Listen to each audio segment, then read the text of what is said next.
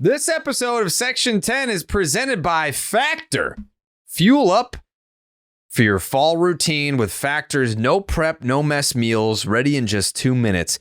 Get 50% off your first box plus 20% off your next month with promo code Section1050 at factormeals.com/Section1050.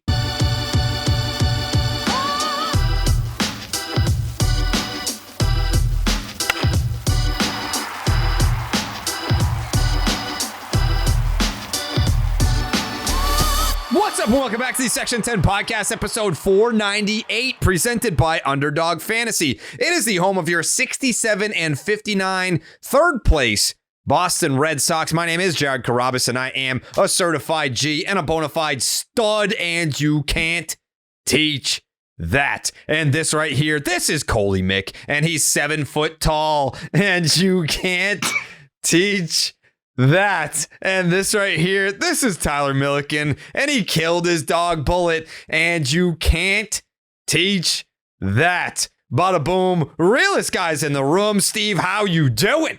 Ooh, what up, Section 10 in the building? In the mother fucking building. Presented by Blue Moon. Suck one. Produced by Jake Yazzie. Fuck yeah. Fuck yeah. Fuck yeah, Jake. I mean, man, you guys missed the whole show pretty much. Like the pre-show was probably as about as funny as it's gonna get, and you guys missed it. I'm sorry. I hate to be that guy where it's like, we did a funny thing and you'll never know. I mean, we'll tell you. I don't know that it's not gonna hit the same. I was suspended three times? Twice. Just twice. You want a third? Nope. I'm just letting the people know they're tracking. We need to be accurate here. Yeah, Tyler got suspended because he didn't know how old he was, but he was off by 2 years. Like, I think if he said he was 26, but he just turned 26. Yeah, that's fine. No. If he said he was 25, but he just turned 26. Yeah, that would have been great. Yeah. Yeah, that would have been perfect. But he said he was 24 and he's 26. That you can't have that happen. So I'm regressing. Boom. Okay, boom, you're gone for that. And then what else did you do? He put 497 for the episode. Oh yeah. You know what? Honest mistake. Thank you. You know, honest mistakes. That's only one suspension. Okay. I mean, Jake made an honest mistake last episode. You know, no suspension for that. I like your shirt. You like that? The Taikus shirt, baby. We're going to be reading them today. Baby! And people are saying they have been better since I started wearing the shiesty. Okay. Just maybe. saying. I don't know. I haven't. You don't look for them. You don't check for them anymore. No, I don't. Dickhead. Well, it's because I want to hear them on the show. It's different hearing them live versus reading them. No shit. So that's why I wait to hear them on the show. He didn't get tossed for a dickhead? That's crazy. He called me a dickhead? Me? I didn't call. Whoa. Who said I called you a dickhead? Did you say dickhead? Did I mishear that? I said bro. Did you call me a fucking asshole? He's lying. He's lying. Dickhead. Jake, what did he say? What did he say? He said dickhead. Damn it. The lying. Sorry, Tyler. I just thought that was going to be a quick trigger, and it wasn't. I mean, Jared went to go do it, and then Tyler kept talking, and then he lied. The lying is what I'm more upset about. I said bro. Yeah, that sounds a lot like dickhead. They're very similar. Yeah. B, D. They sound the same. Yeah.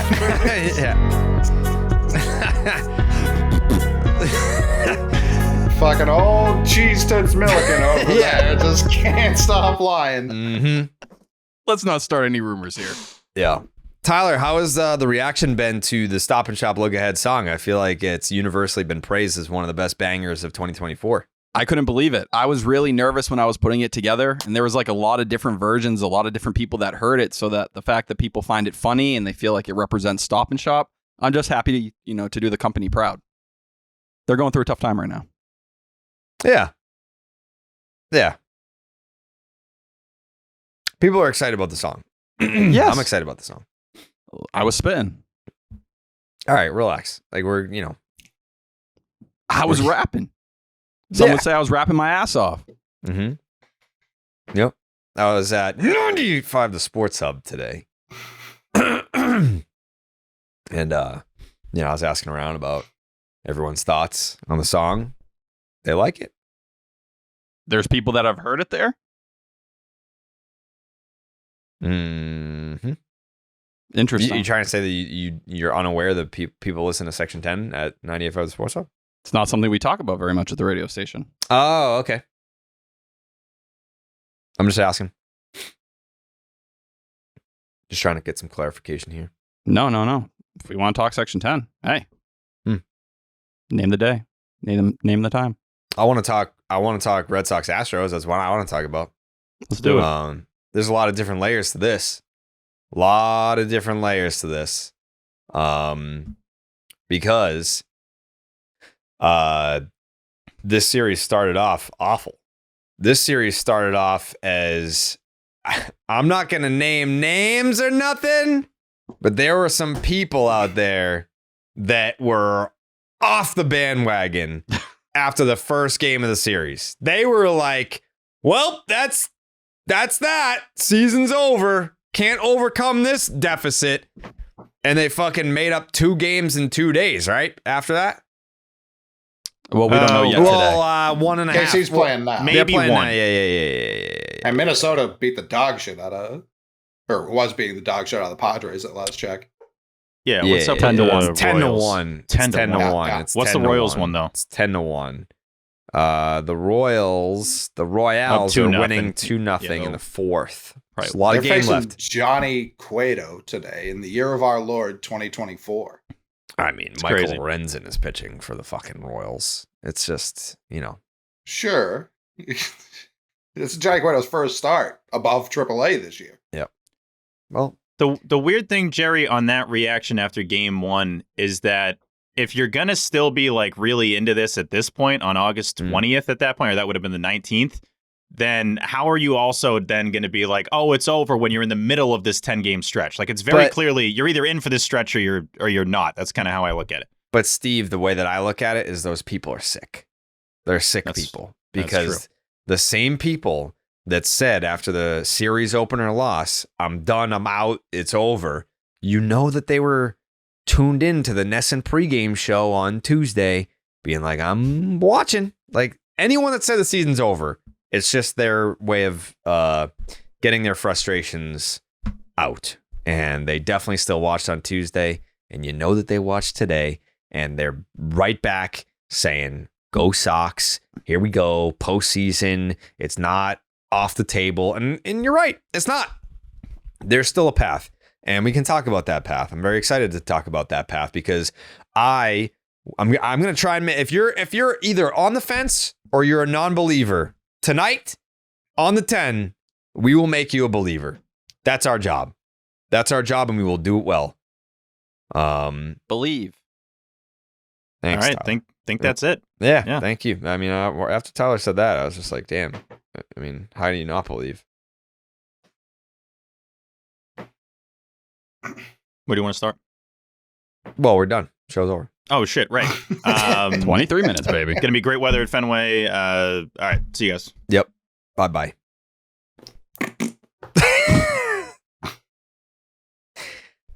The MLB season is in full swing, and Underdog Fantasy wants to make it a lot more interesting. Underdog Fantasy is the easiest place to play fantasy sports. Playing their pick'em game is as simple as selecting higher or lower on player stats, strikeouts, total bases, home runs, and so much more. Make entries of all baseball or mix and match across your other favorite sports.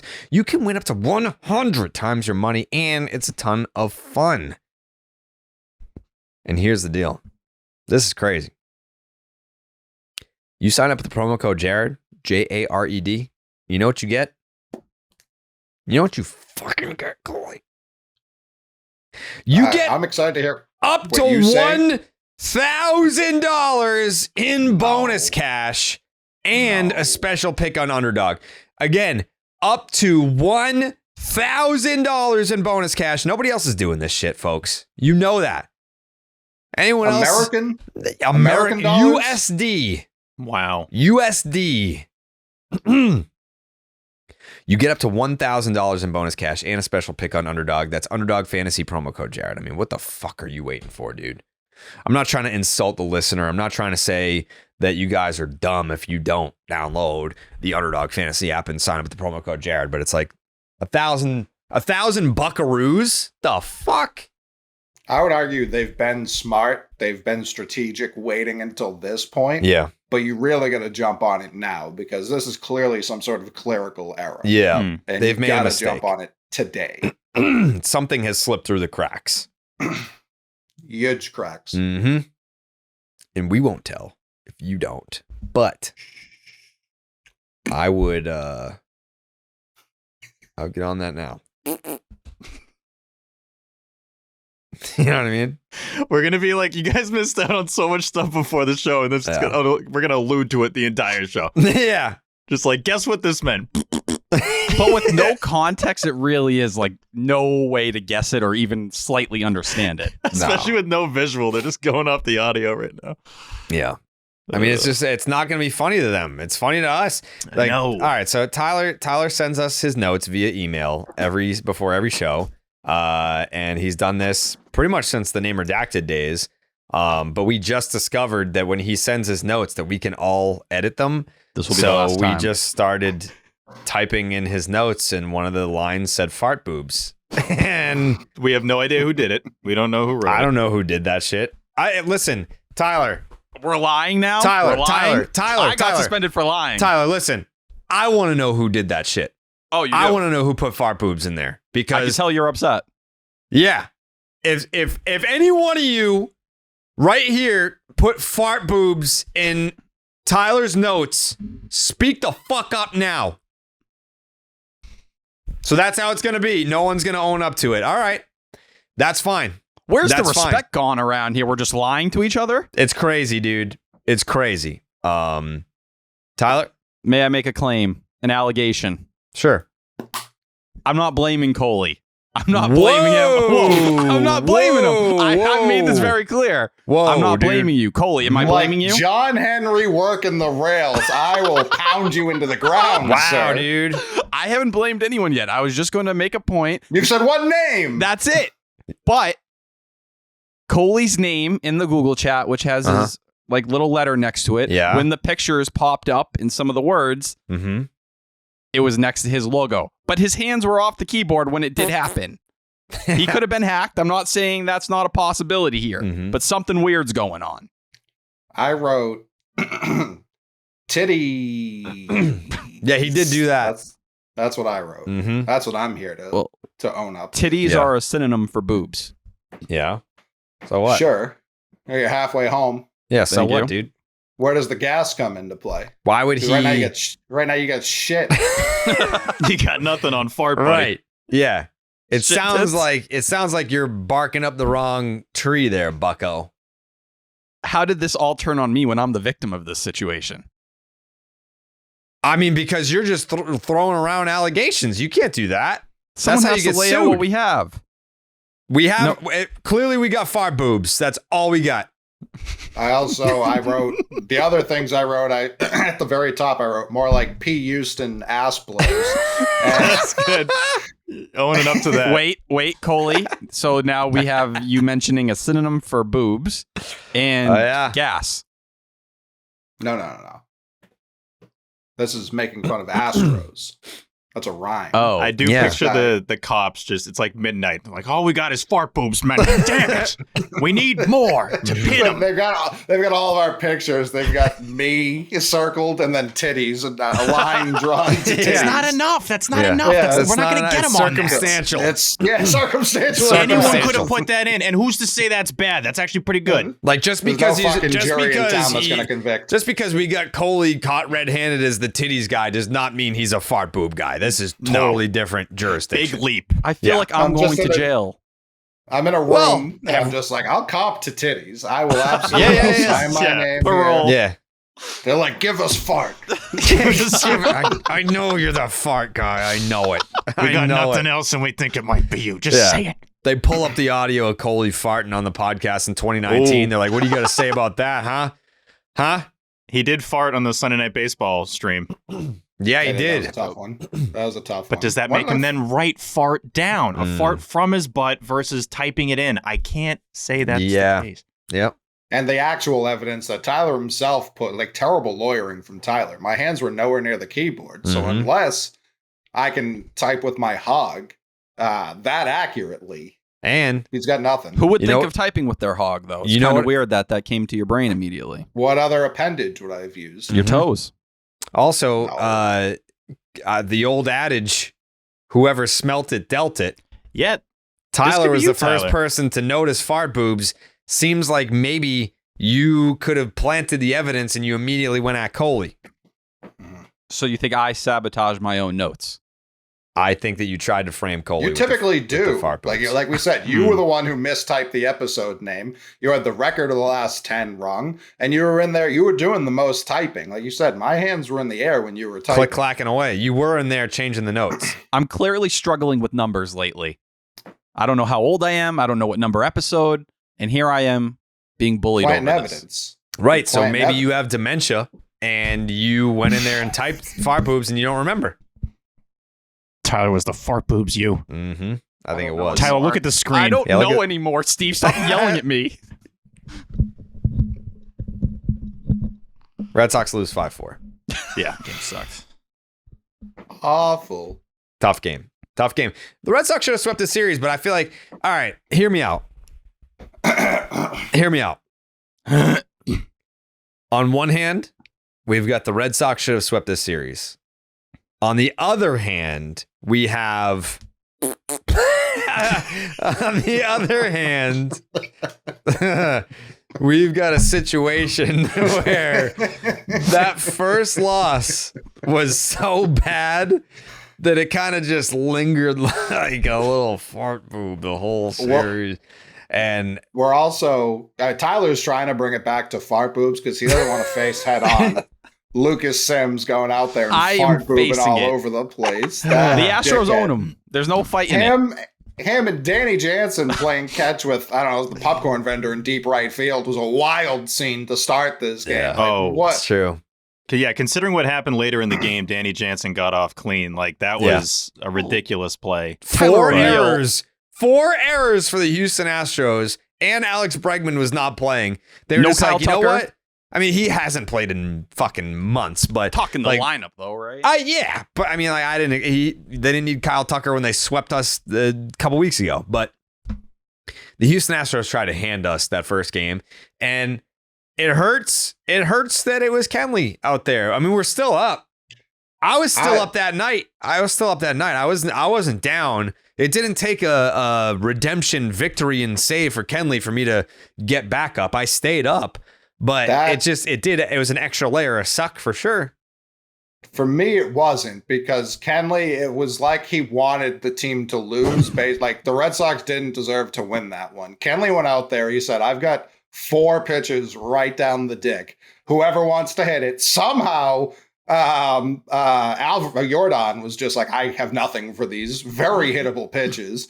And then Yainer Diaz was just like, I guess if he's going to keep throwing it, I'll hit it like where Pujols hit it off Brad Lynch, if that's what he really wants. Also, Jordan, like, what did he tell Diaz? And I know they pointed out that he told him something. It's like, he throws a cutter. Yeah, we've known that for like 15 years. Like, what could he have possibly told him in that exchange? Because then Diaz points to him like, yeah, like, my man. I'm like, we all know what's coming. Like, literally on the couch, we know what pitches are coming. So I thought that was a little bit odd. But yeah, Diaz, Jordan, really uncompetitive at bat. And you're thinking, oh, okay, we're probably going to extras here. And then immediately just over. But it was like, what I think he told him was like, oh, he's not even trying to hit the corners. Like, these are all right over the plate. And sure enough, that's where Diaz's was. Like, I didn't leave that game being like, that was Kenley's fault. He wasn't the Jansen I was maddest at leaving that game. Yeah. Danny Jansen, jail time, I don't know what's fair, because he was awful. This game, to me, was on every acquisition from Tyler O'Neill, like the first acquisition, all the way to Sims. Did García pitch in this fucking game too? No. Okay. You can blame him too. Why not? Throw him in this. He's been dealing. The boy's been dealing. I'm saying game 1 though, we weren't feeling great about him. Yeah, so. Game 1, it was like that one was on Breslow. Like that whole game, that loss was on Greg Breslow. Well, especially after he gets the double play, you're facing the 7, 8, 9 guys in the lineup, and I think it was single walk single, and that's what gives them That's what ties the game up there. So, yeah, anytime a closer comes in the ninth in a tie game, you're on the road and he gives up I don't know. I never really blame the closer. Like, yes, technically you gave up the homer, but this isn't what you're signed to do.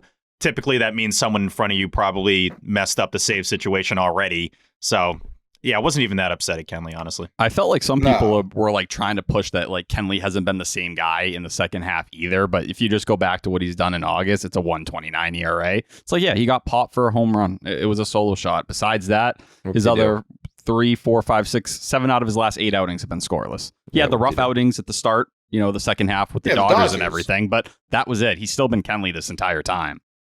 And then because I was looking up, how many saves he's blown this year. Obviously, game 1 doesn't count. It was a tie game.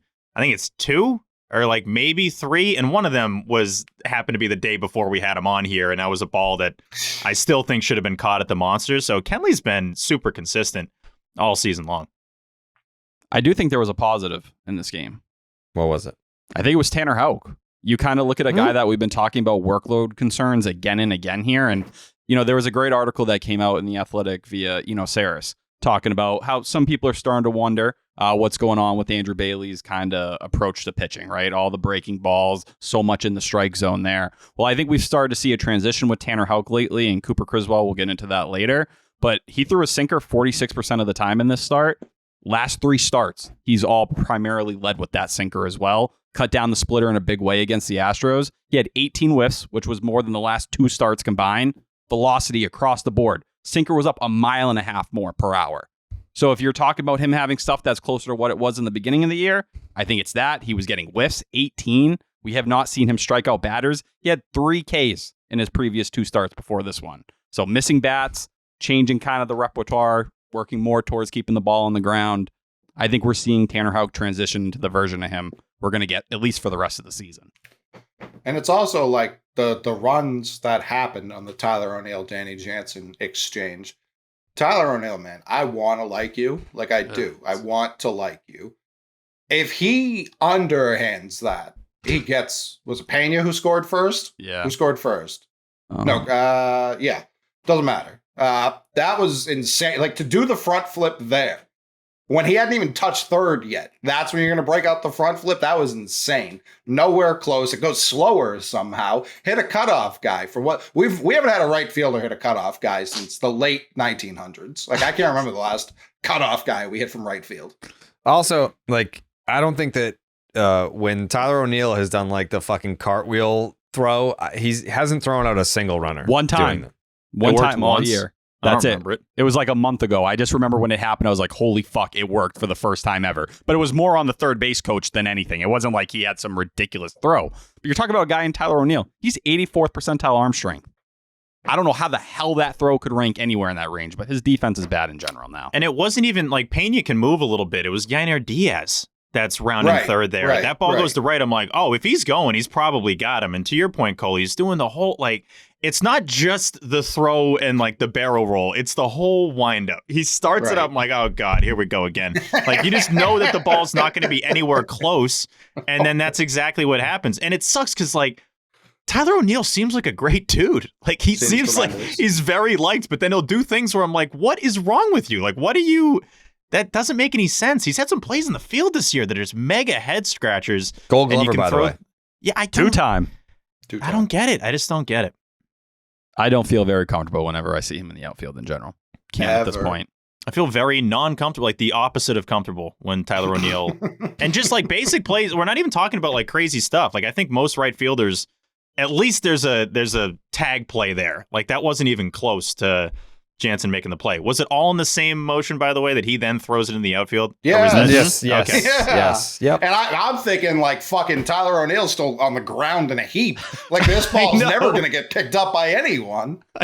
Well, it went way down the line too. I'm like, is this guy going to score now? Like, what is that? Was like, a disaster. What's the best case scenario there is not that great of a scenario. Like that was an insane decision for Danny Jansen to throw that ball. Also, watching it back, he's barely off of first. Someone at the game was like, he was so far off, you have no fucking clue. He was out by a mile. I watched it back. I'm like, I don't even think he's caught if the throw is like right on target here. Like he still looks safe to me. It's on the Tyler O'Neill subject, like defensively.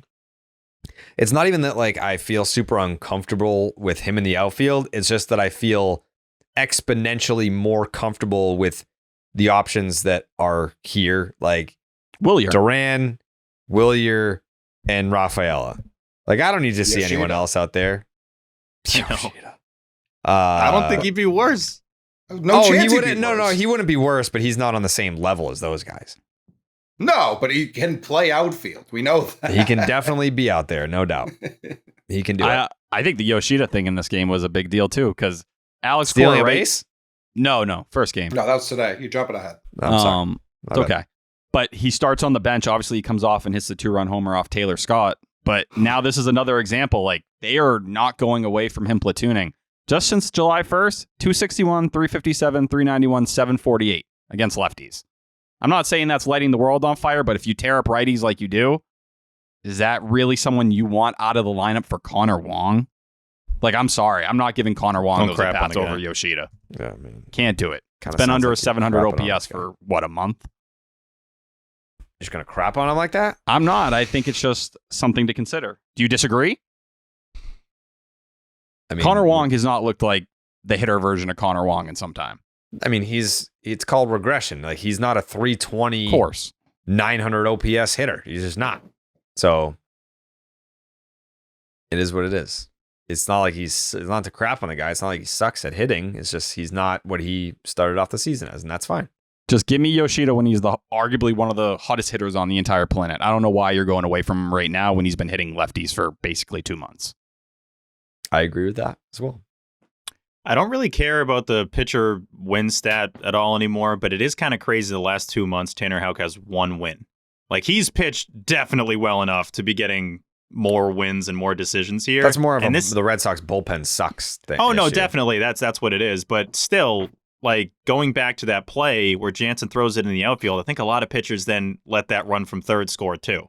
And he shuts it down, cool, calm, collected, doesn't give up any more runs the rest of the start, and still doesn't get the W. Yeah. Bayo's actually up there in wins now, right? He's got, what is he, 11 Yeah, and he 4? wins all the time. Mm-hmm. He's been, like, when he sucked, he was stacking wins. Yeah, Like, he was winning regardless. It doesn't matter about the earned runs. they Bayo's win when 13th. Bayo's on the mound. 13th in baseball in wins right now, 11. That's crazy. Stats had something. Yeah, on the 7. So going into this series, Yoshida's OBP was tied with Ketel Marte and Bryce Harper's. And we know how horrifying a start Yoshida got off to. So it's like, yeah, he's sitting that guy for anyone feels insane. But then when you sit him, he's hitting 600 as a pinch hitter. So it's like, I feel like both scenarios, you're actually doing pretty good. And it doesn't even matter. Like the Crawford boxes, I like when parks have this stuff, man. It was like, oh, it would only be gone there. Well, it's gone there. So like, shut up. Like that happens all the time. And it's like, well, this is a major league park and it's a home run. Let's just keep it moving. And when you're playing at the park, you're well aware of the dimensions. It's not like you're trying to aim for the first row of the Crawford boxes, but I think there's a reason why guys like Bregman had a lot of dingers there because they kind of tailor their swing towards where they're at. But Yoshida's just going the opposite way really well right now. It's so easy, so smooth. And every time he's up there, again, we've talked about it before, you just expect him to get a hit. I thought there was a really interesting thing, and I wanted to ask you guys if you had heard this, but Cotillo said the other day that there was a pretty significant disagreement between Yoshida, Cotillo, excuse me. Okay, I don't know who could tell us. Misspoke for a second. That there was a pretty significant disagreement between Yoshida and the Red Sox about his injury with his thumb and how the team perceived it and how he perceived it. And that Yoshida, when he went out and got, an outside opinion, he went to a Scott Boras doctor, which is usually a pretty controversial thing for players to do. So I don't know. I'm adding that to the pile of weirdness between him and the Red Sox this year. We know he's not happy about the defense. We know he's weird about the lineup. Weird to me. What are you doing?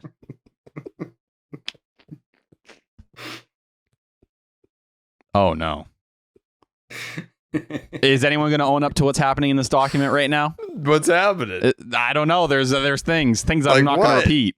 Like what? I have my hands up right now. These are sexual things.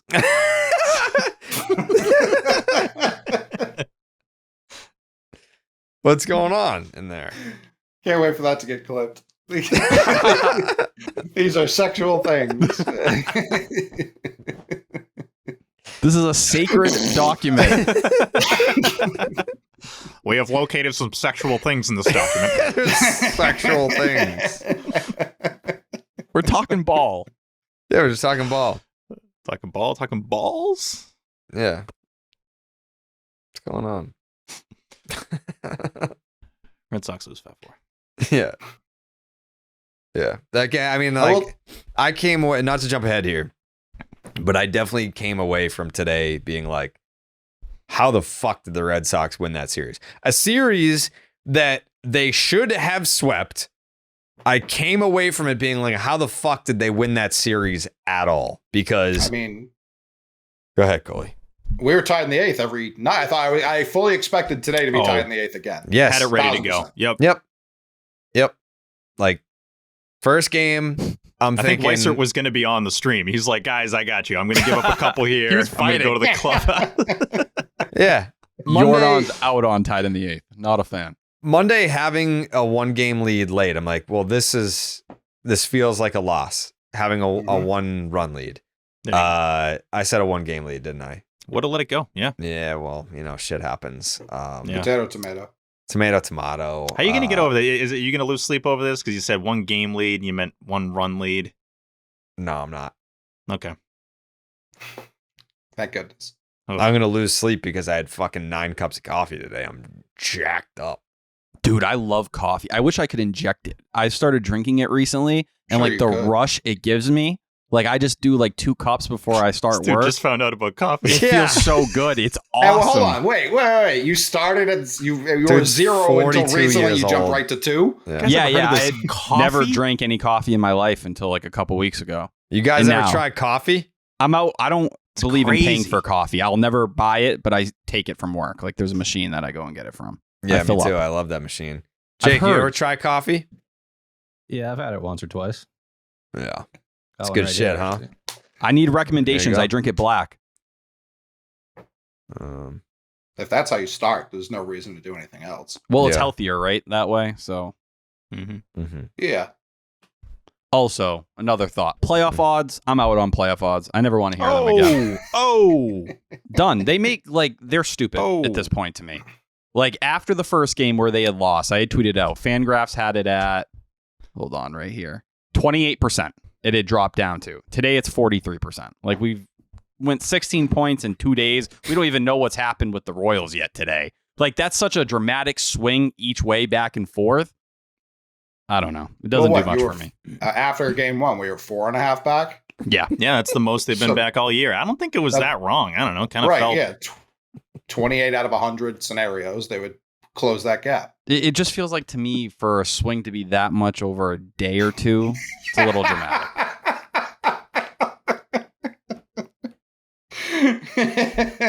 People are getting kicked from the fucking document. I don't even know what I'm looking at anymore. I don't even know what games which came. It's going to be a very confusing listen for a lot of people. Tyler, just read game 2. Let's take it from the top. Yep. Do you want me just to read that title? I want to hear what happened game 2. I forget. Yep. Game 2, Shit Pavetta versus Ronel, the Nipple Monster Blanco. Red Sox win 6-5. Mm-hmm. What else? Oh. Nick Pavetta wasn't erect in this one, but he ate 5 innings. And he shit them out his asshole. David. Interesting notes, Tyler. Yeah, 5 innings, 6 hits, 5 earned runs, 2 Ks, 3 walks, 2 homers. What'd you guys? You stopped? You didn't want to go any farther after that? I don't know. I would keep reading if I were you. Hold on. Oh, we'll save that for game 3. We're not there. I don't want to jump ahead. No. You don't have to jump ahead, friend. I don't know if I have the updated version. What am I looking at? Oh, here you are. Stay away from Tristan Casas, Jared. Get your fucking mouse off his name. Well, who? You. I can see you. You're Where's sitting my on mouse? bomb. Where's my mouse? Right here. Oh, that's not me. Oh, Coley, I can't say that word. I didn't do that. It's purple. All these baseless accusations. Well, Jared, you like that word. What? The people been loving it. They feel like it's a little a different side of you they don't typically see. What word? When you get a little cunty. Oh, yeah, I do be dropping that. Yeah, sometimes. But yeah. Yeah. Red Sox lose 6-5. Win. That's a 5-4. No, suspension. I'm talking about fucking game 1. We're not even on game 2. That was 5-4. 5-4. 5-4. Hey, Yeah. look, hold on. We got Tyler got off a little lead. Lucas Sims, what the fuck's his problem? Yeah, dude, the Astros cook him. I don't know what other way to frame it, right? Like, he's just not very good against the Astros. And that's a good lineup. Say what you will, but outside of them, he's been pretty damn good. I would agree. You just got to get out of that inning. Like, you got the double play, really, really good double play. And then again, you face the bottom of the lineup. You just can't give up the tying run there. 3-0 Royals. Yeah, I fucking hate them. They just never lose. They don't lose. I will say I'm happy he got a couple days off along with the off day because he has had pretty heavy usage lately.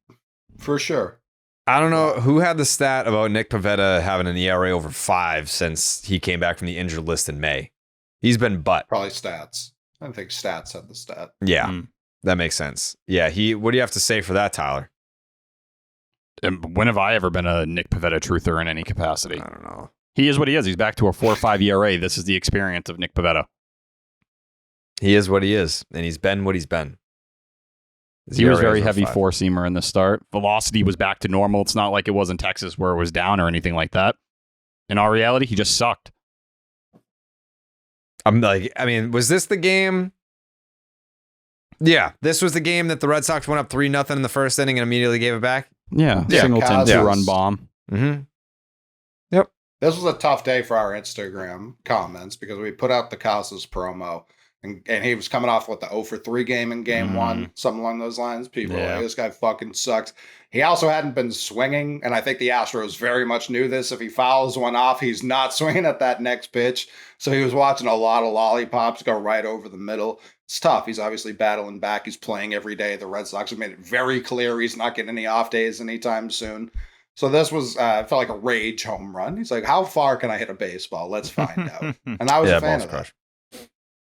Yeah, the ball was crushed. This was also the game where Nick Pivetta was given a 5-4 lead and gave up another home run to... Yeah, that is correct. Yep. Yeah.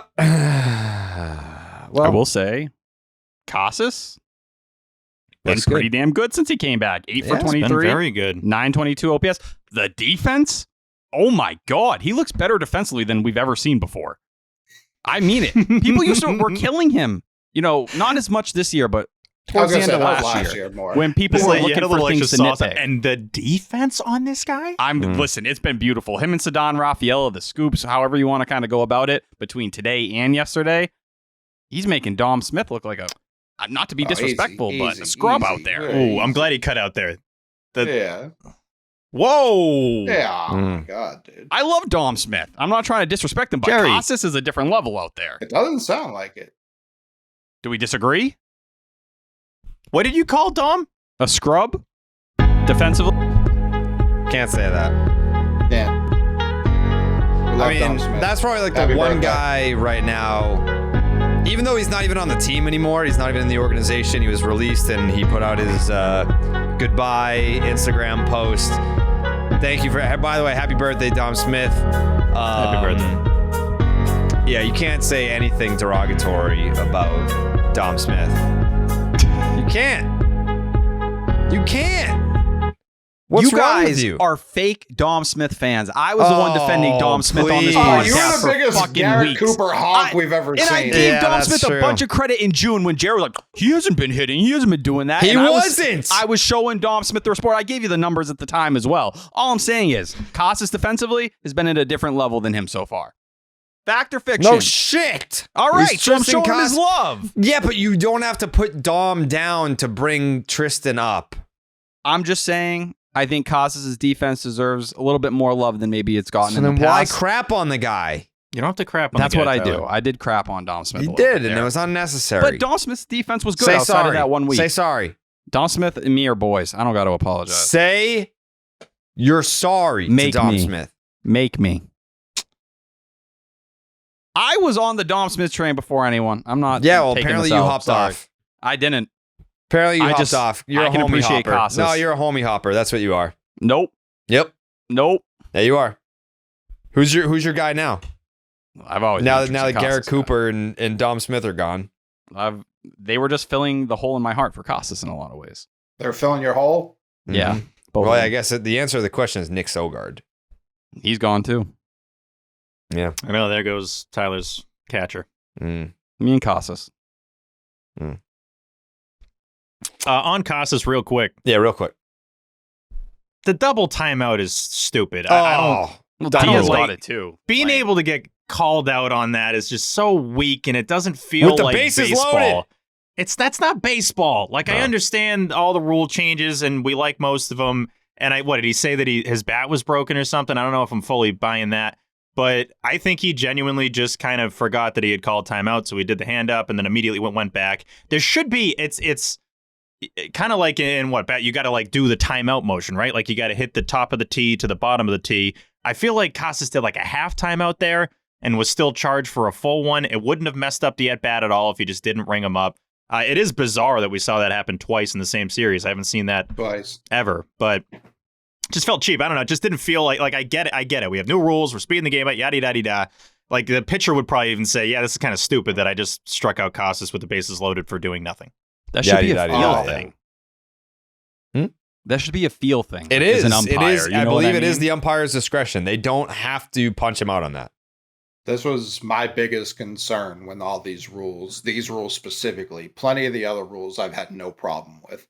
Giving umpires more power in any sport is as dumb as it gets. As dumb as it gets. These people have no fucking idea what's going on. Not to jump ahead, tonight, Tristan Casas strikes out on a clear strike 3 after strike 2 was obviously not strike 2. The next batter, Rob Refsnyder. Everyone left the field, including Rob Refsnyder. I've never seen players get That's that crazy.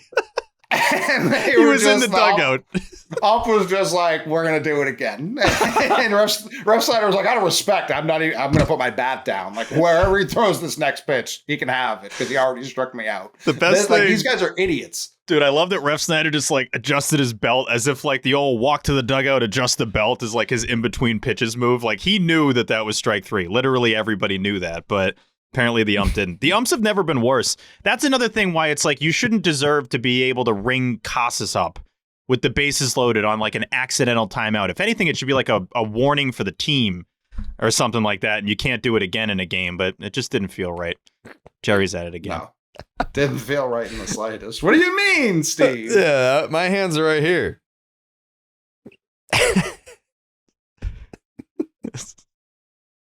Oh, God, that one's not good.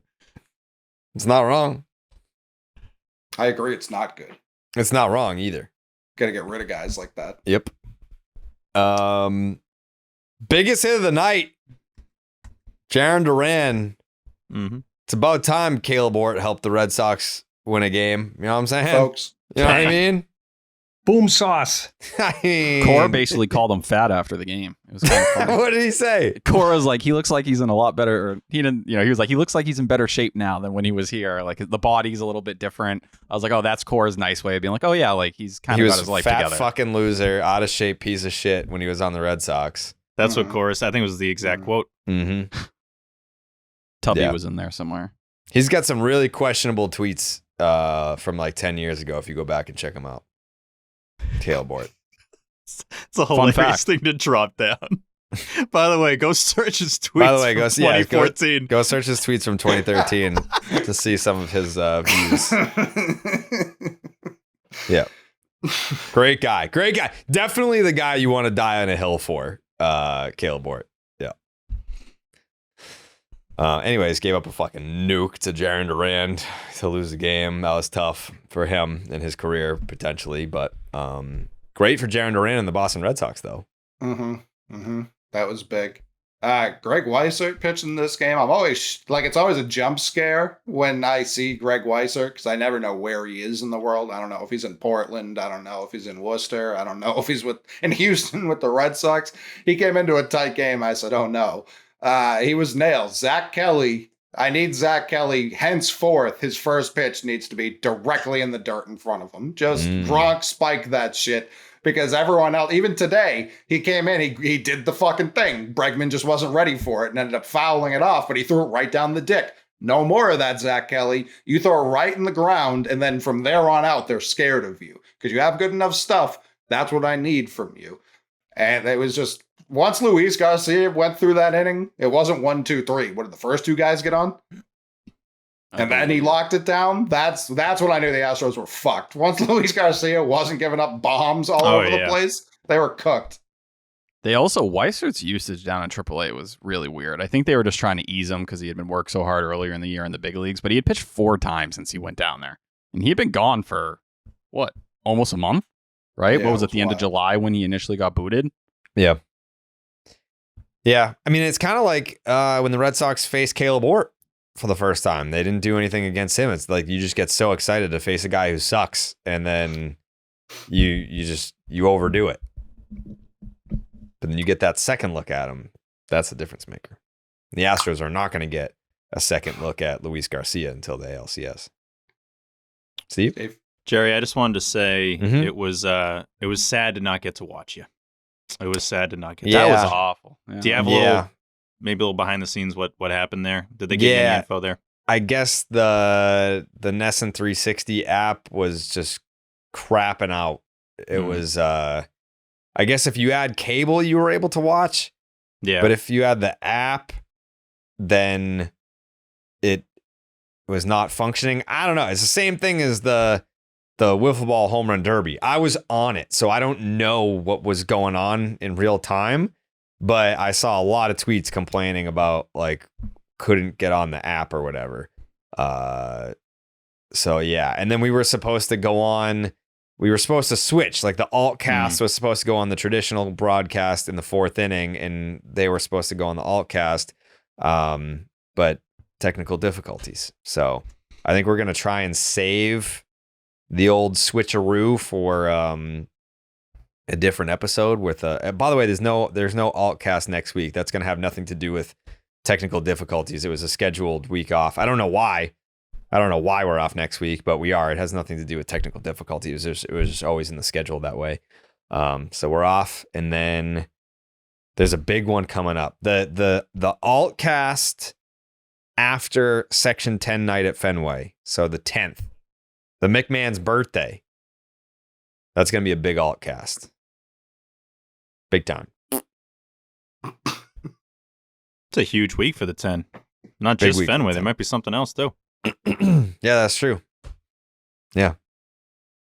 Red Sox win 6-5. Kenley Boys were back up, by the way, on Tuesday. What was that banger quote? Did you guys see it that he had about the present, the past, and the future? Joe Biden? Like, no. Oh, the present? He said about the president, yeah.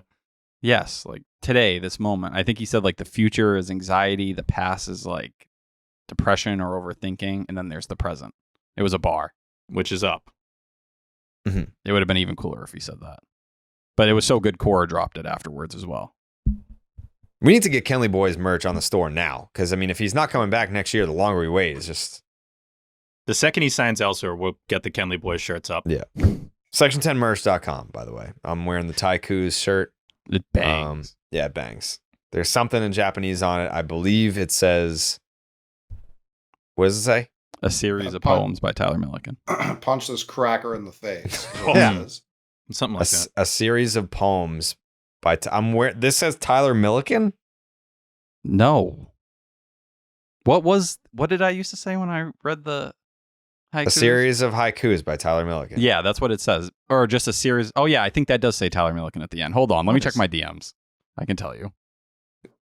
This guy has pillow no fucker definitely knows what his name looks like I in don't Japanese. fuck pillows. We're not starting that rumor. Oh, yeah, that does say Tyler Milliken at the end. Yep. Clip that, Jeremy.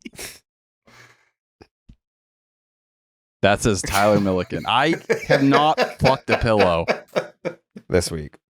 Does it look like I fucked this thing? Prove it. Where's the hole? Oh, yeah. Where? I don't know. I don't know, dude. Shout out Ken Konecki. Legend. Also, shout out Kenley for sharing the post we had on his story. Kenley engages with all this stuff. He's really big on the IG. I've loved that. That's been a nice little part of this season. Okay, you guys want to hear the bar that Kenley dropped? Yeah, what do you say? You can't focus on the past. The past will make you miserable, and the future will give you anxiety. You got to stay in the moment. Even that homer, that's in the past. That's a hard-ass line to drop. It's all facts. Kenley has a way of making you forget it's a one-run game, by the way. Like, that was a one-run game in the bottom of the ninth inning, and it was just over immediately. Yeah. He's very good at just diffusing it. Yep, this is no big deal. I'm going to point up. Let's get out of here. Quick and painless. Love it.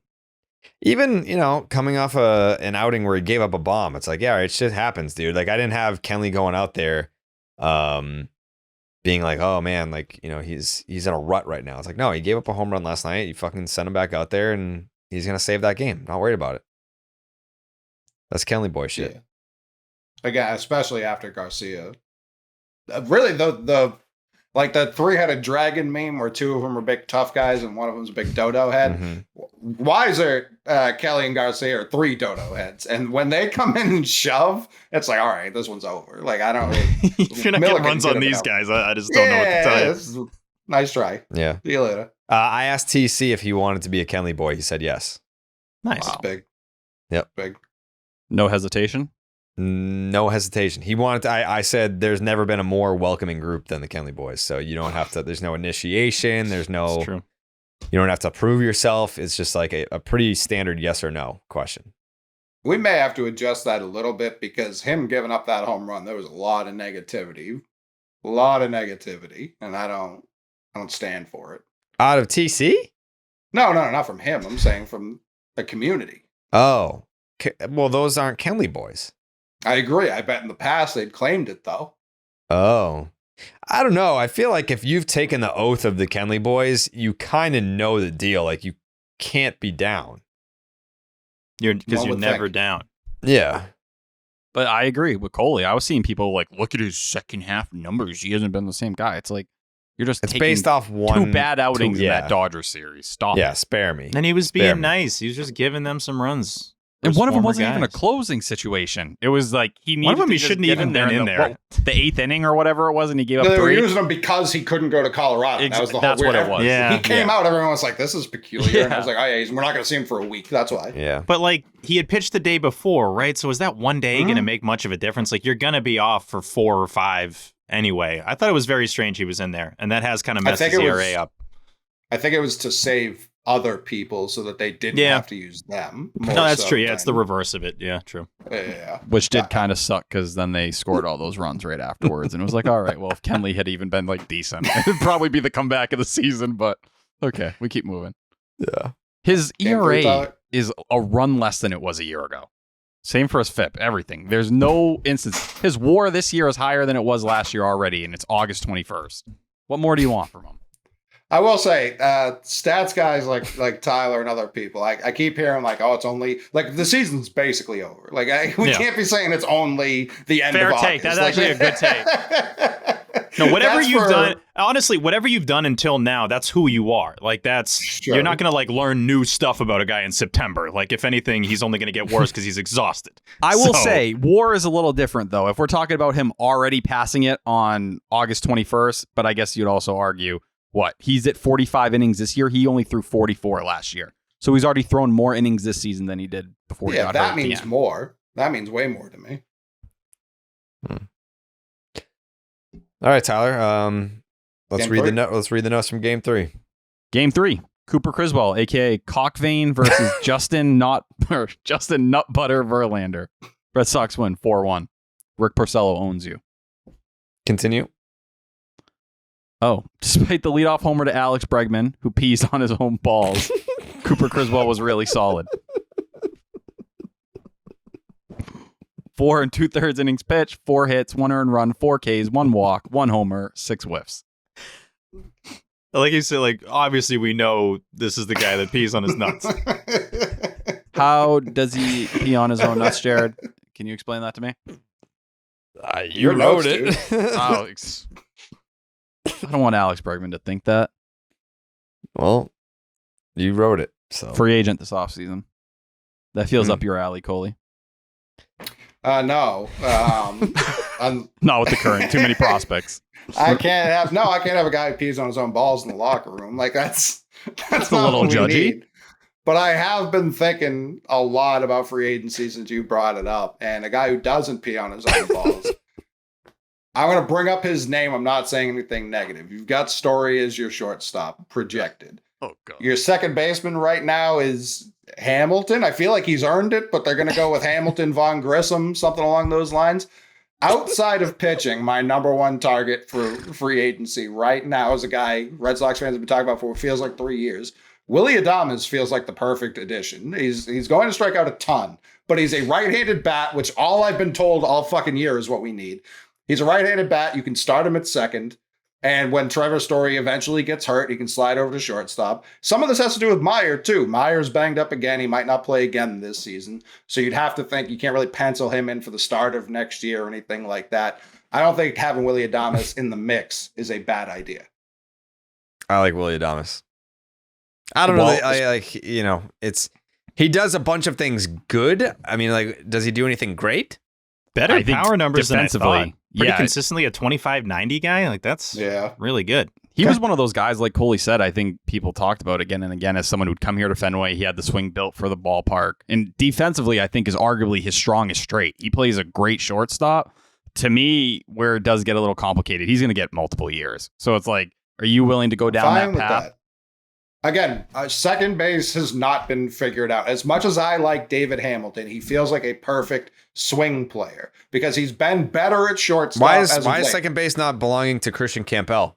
I was about to say that's where I how far away is he? Thinking. Can he doesn't seem very far. I mean, he's playing short. He's playing short. He's not now playing short in the big leagues. He's not. No, in AAA he's playing short. I'm saying, which I hate. If you're going to play him at second in the big leagues, play him at second now. Well, it makes it seem somewhat like his promotion was like timing wise because Meyer was going on the IL and they were like, well, this kind of all fits here. But he was doing it down at AA too. But I agree with you. Like shortstop, you're never going to want to put him there in a big league game. You probably don't even want to put him at third base. It's probably second base, maybe center field. But I bet with the way the Red Sox are about center field and when you have Duran and Rafaela on your roster, you're never going to do that either. He's probably second base or left field. That's where he's going to end up. Yep. Give me. And Anthony's probably going to take left too. So second DH, like Christian Campbell, we want for his bat, no doubt. Willy Adames getting multiple years means nothing to me. Like that doesn't bother me in the slightest. I think it would be hard to fit everything. I do.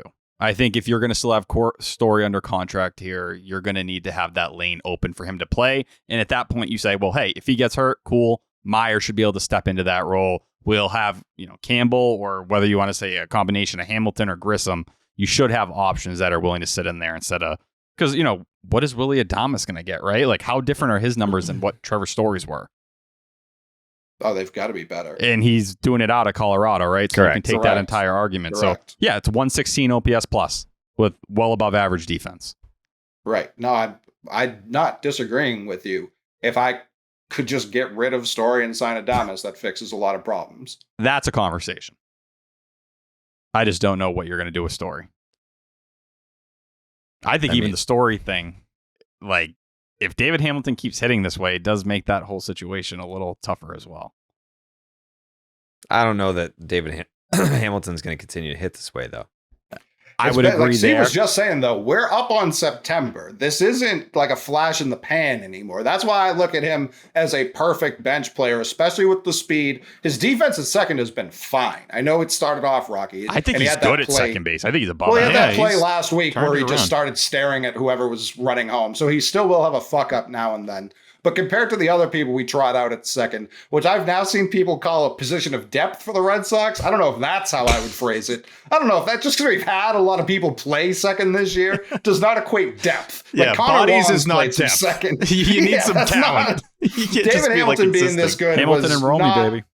And like none of these players were supposed to be as good as they were. But now that they have been, and David Hamilton, like we've said from the beginning, great guy. Beloved, never pees on his balls. No, that's the kind of guy. Even today, I can't remember, was it Weiser? They were having a mound meeting with somebody, and it was just Rafaela and Hamilton standing behind them, and Hamilton was like doing a lot of the directing and talking to the rest of the infield. I found that to be interesting. because it's such a young team, but he's going to be what, 25, 26? I know he'd been kicking around the minors for a while. So I think these are guys who had played with him in Portland and in Worcester. He's about to be 27. I think they look up to him. This is the kind of guy I want around for a while. I don't necessarily know, to Jared's point, that he's stolen second base by any means, especially if you look next year. He definitely deserves to be your first guy off the bench, though. Yes. Yeah, I think with Hamilton, Agreed. too, like, he came back August 4th after they had worked with him. He has a 930 OPS since then. Like, so whatever the changes, and he's a platoon guy. I think that's the right way to frame him. Send him out there against righties. It's just, and Cora said this today, talking about Ceddanne Rafaela and where his defense at. He goes, expect to see Rafaela at shortstop a lot, for the rest of the season. Well, then, was he factoring in Trevor Story? Is he just not wanting to think in any way about Trevor Story until that becomes a reality? Is that the other half of it? Because if you're going to have Rafaela out there every day, who is hitting 300 since the All-Star break, it's like, all right, well, are you going to basically platoon Hamilton and Story and then tell Rafaela to go play shortstop or second base? Or are you going to tell Story, hey, you two pair at second base and we're not going to play you at shortstop, because then you're not getting what you need to out of Story, in my opinion. I don't think you're seeing Story in the field this year, if you see him at all. Like, we didn't expect I think we're to seeing him in at the all. That's the only place he can help you. He can't DH. I don't disagree, but he, like Cotillo said before, it was either before this series or before the Baltimore series, he was like, your worst nightmares have been confirmed. Danny Jansen was brought here as the right-handed bat, which it makes the deadline, like, it goes from C- to D+ now. That, to me, like, that's, I don't know, you can't defend that. That's terrible. But I can't see Connor Wong, like we talk about Yoshida, is not going to hit against lefties more likely than not. He's going to be the platoon guy. I think Story's going to come back. I've only seen updates about what he's progressing with hitting. I know I've seen him field when they're in Colorado, places like that. I've seen him out in the field. I don't think they want to mess with Rafaela or Hamilton right now. I have a hard time picturing him slotting in. So I guess in this situation, we'll go to the first game of the series, right? Where you had Wong at DH and you say that would be Trevor Story slot. That's kind of how you'd frame it. Maybe.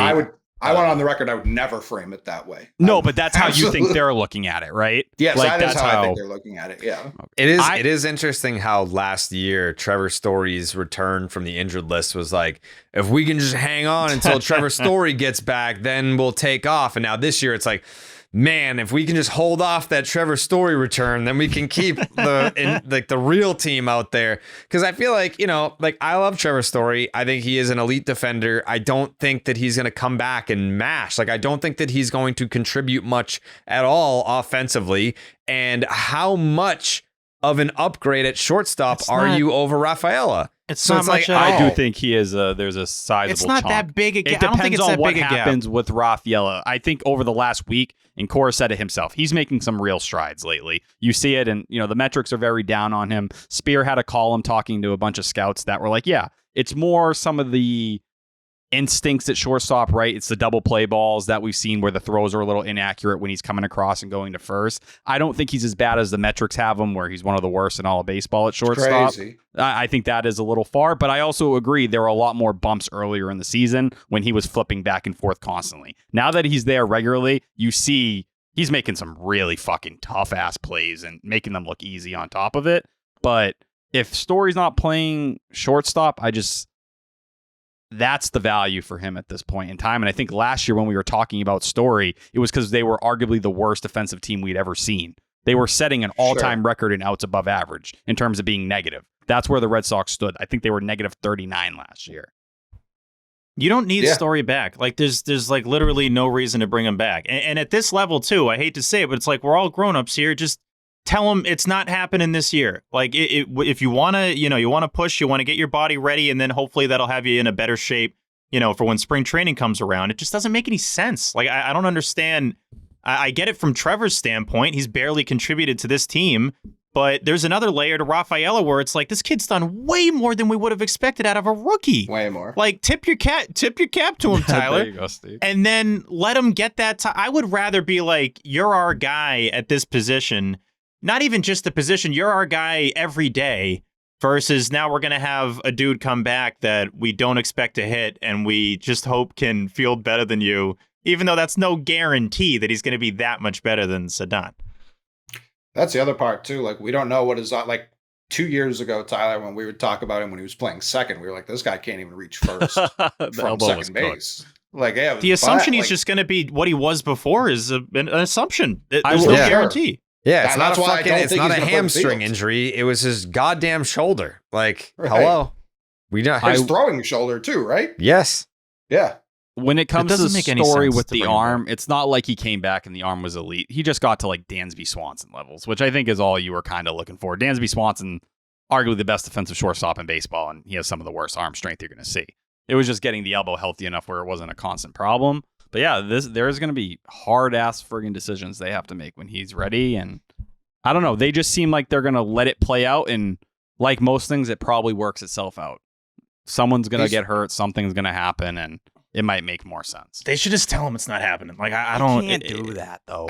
You kind of can. You kind of can be like, hey, like, you're already on the 60 day. You can do it politely. You don't have to be like, you suck, we're not putting you out there. Well, that's the thing. I think he's the one who's like, I think they were like, hey, dude, like, do what you got to do. Go handle yourself. And he showed up and told Core. Core's like, I didn't expect to see you again this year. Like, you haven't been with the team. And in Colorado, he's like, I'm coming back. Like, you may not think it's possible. And now every update you get, he's going to be hitting against high velocity machines.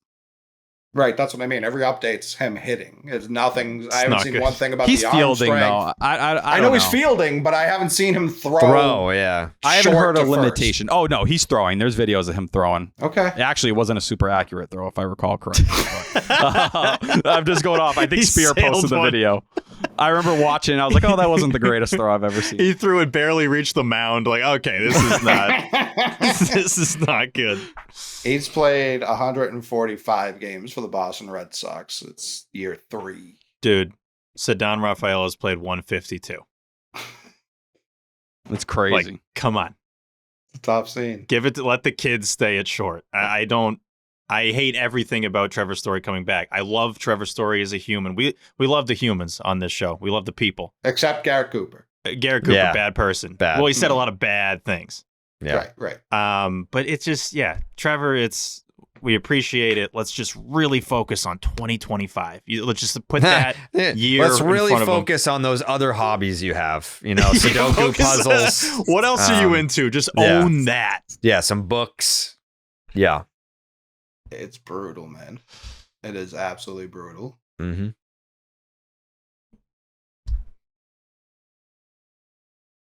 Game 3. Like, who'd you get rid of too? Because you'd have to clear a spot for next year. Another thing. No, this year. No, for the roster. Came back this year. At that point, you're probably considering sending Romy down. I don't like that. To make that all kind of come together, which is kind of crazy. Yeah. Can't have it. Won't have it. But that would be it, because how else do you justify it, right? Like, maybe Ref Snyder retires early. He just packs it up. Core making fun of him today was hilarious. So funny. Yeah, that was go ahead, retire, quote. Dude. Yeah, okay. Retire. Stop begging for a deal. He was like, we're not going to pick up this option in the middle of the season.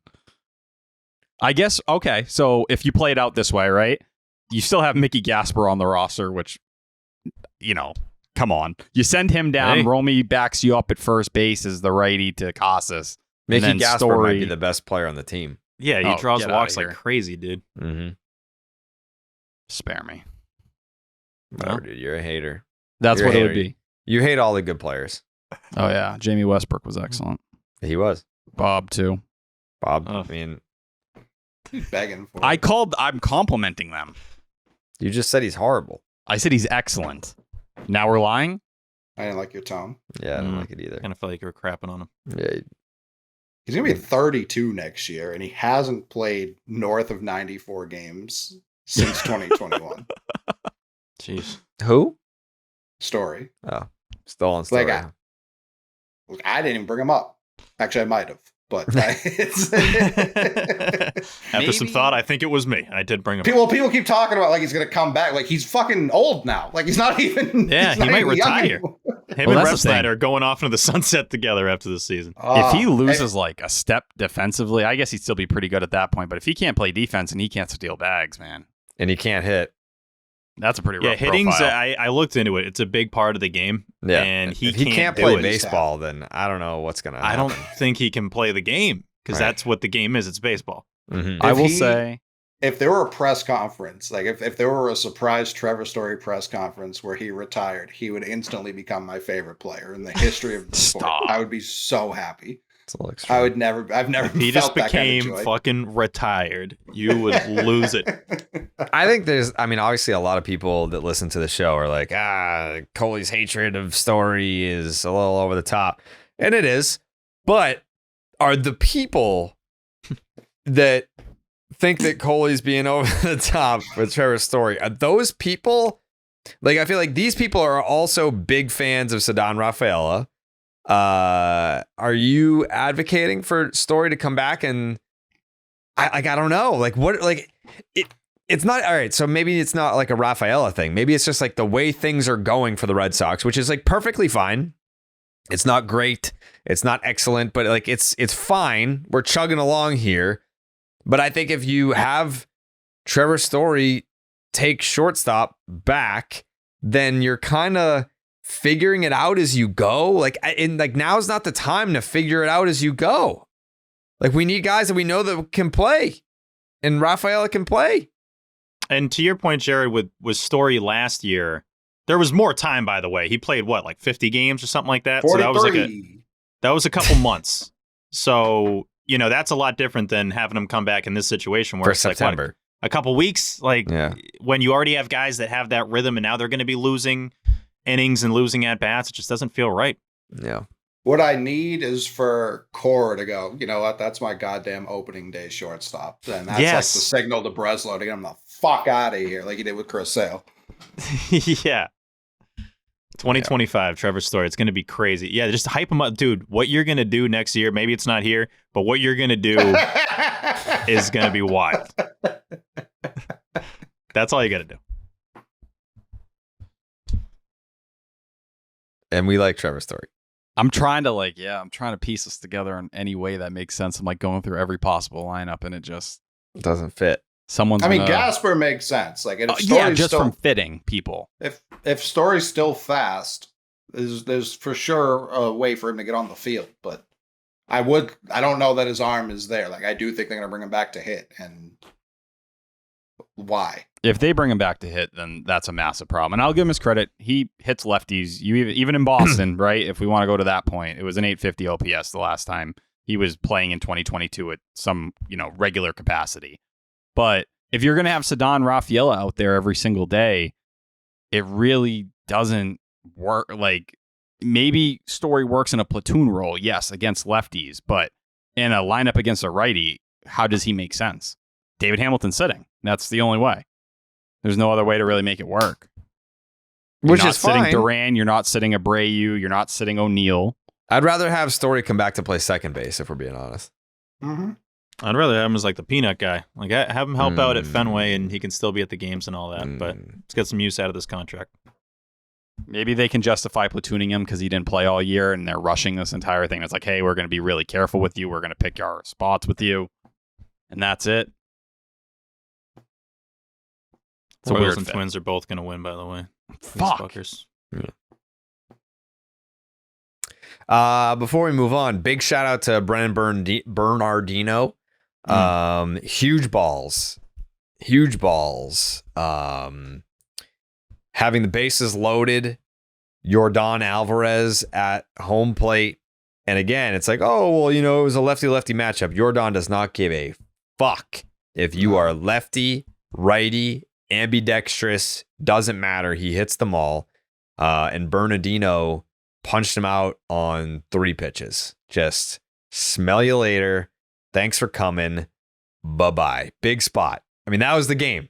That was the game right there, was that at bat. That situation, that at bat, and Bernardino did the damn thing. So I'm assuming he won't win Clark's Ketchup Series MVP, but a massive chance. packet. There is a chance. I'm not saying he won't, but massive packet to Bernardino for that. How did you guys feel in that spot? Like, did you think he was going to get the out? No, it didn't feel that way. No. Okay. Something about Bernardino. I mean, I was looking up the optioned stats a week ago. He's I know. awful. He's got like a 10 ERA. I'm saying about like the been person. awful. Again, we talk about like great guy. the person. Awesome There's something about his presence where I'm like, the stats for some reason don't factor in here. Like, I think he's actually going to do this. He's had a 10 ERA since the start of July, so not even obviously looking at any of that. Right, and Jordan hits like 400 against the Red Sox, but yeah, the fact that it was boom, boom, boom, the fact that it happened fast, and then Alvarez kind of flicks his bat, like, I don't know how the hell I just got out there. Like, how did I not get a hit against this team? That was a huge, huge out. Yeah, I do have a weird, like, he doesn't seem rattled even when he's stinking it up out there. Yeah, that's that the goes thing. a long way with me. He, like, 10 ERA, but he looks like he's got a 1 ERA still. Sure. Him So- and Houck, same thing. Were you, Tyler, did Cora say anything about why Winky only got 1 inning? Not that I wanted him to, like, pitch the rest of the game, but it did feel like he was coming out there for at least 2. Yeah, everyone was like, again, jump scare, Greg Weissert again. I was like, what? What, again? no, it was like, hey, like the way the bullpen is right now, it looks like when Kelsey's going to have to eat some innings today. And then Cora's like, no, I'm going to burn Zach Kelly for an out here. Weissert's going to go 2 outs. Like, we're just going to piece it together. I think they were just like, tomorrow's an off day. Let's go. Like, Weissert, as I said, he hasn't pitched much in general lately. So they were probably willing to push him. Zach Kelly, they don't give a fuck. They're willing to run him into the ground. It's not that I care that they're pushing Weissert. It's more I wanted to win the baseball game. Like, You would have taken another inning of Wink over Greg Weissert entering. Not even necessarily that. It just felt that way. That when he came in, he was fine. You know what I mean? When Kowski was fine. Weissert was the first 2 guys again with hits, and then he spikes one into the dirt, so he can't even get the double play. It was just like, all right, last night was great. Feels like we're pushing it here. Feels like we're pushing it too much, maybe. Yeah, part of me wondered if they just liked what Weissert had shown, because they had said, at least post-game, Core was like, we felt like we didn't need another lefty in the bullpen. So I think they just liked the way that Weissert's stuff matched up. That's why they sent down Bailey Horn.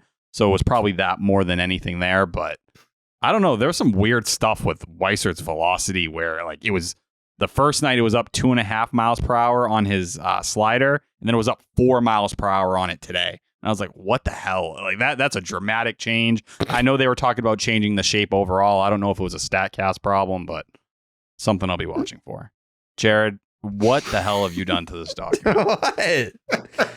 Why do you think that because I'm laughing that I did something? Why couldn't I have seen something funny that someone else did and be laughing at that? Oh, well, I saw you typing. That's part of it. Oh, You all looked right, like you were. fine. You thought it was so funny as you were writing it. You were chuckling. I was watching you. All right, fine then. Fine, I wrote it. Let's hear it. Fine, Read I it to did me. it, man. I mean, now you got to find it, I guess. You got to find what was so fucking funny, I guess. Here we go. Let's just go down. I don't think I should. Oh, you know what? The Greg Weissert thing. I bet he'll appreciate it. Velocity is up across the board. Fucking his wife much harder. Wait, what? Yep, that's what it says. Brennan Bernardino, just massive nuts and a beautiful hog. Yeah.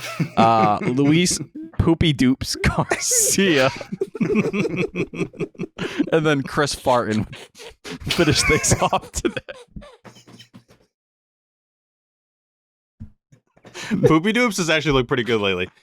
Poopy Doops has been shitting on the competition. He's been nails. He's leaning back into the splitter. I think they tried to go away from it when he Yeah, first got he is. here, but that seems to be Shitter. what they're doing.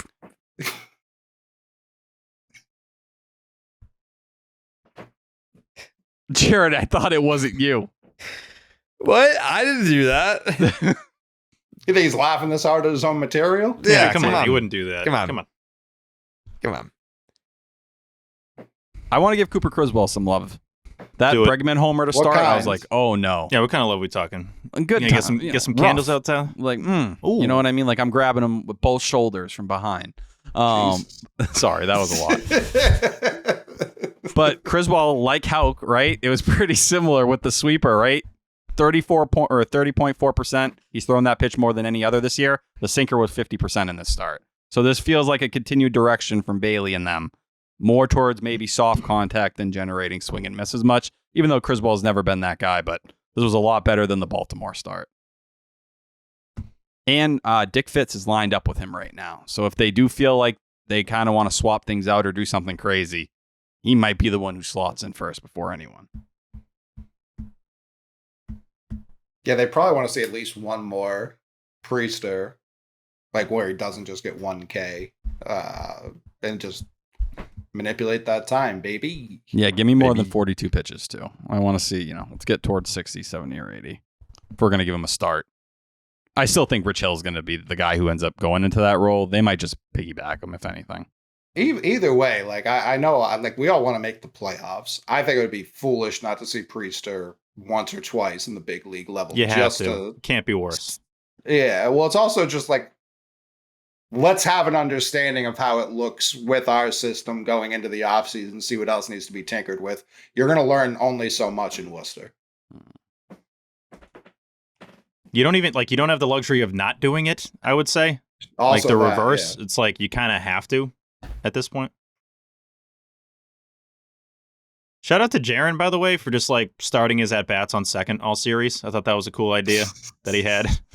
Leads AL in doubles. That one where he hit it just no man's land between, was it Singleton playing first? Yeah.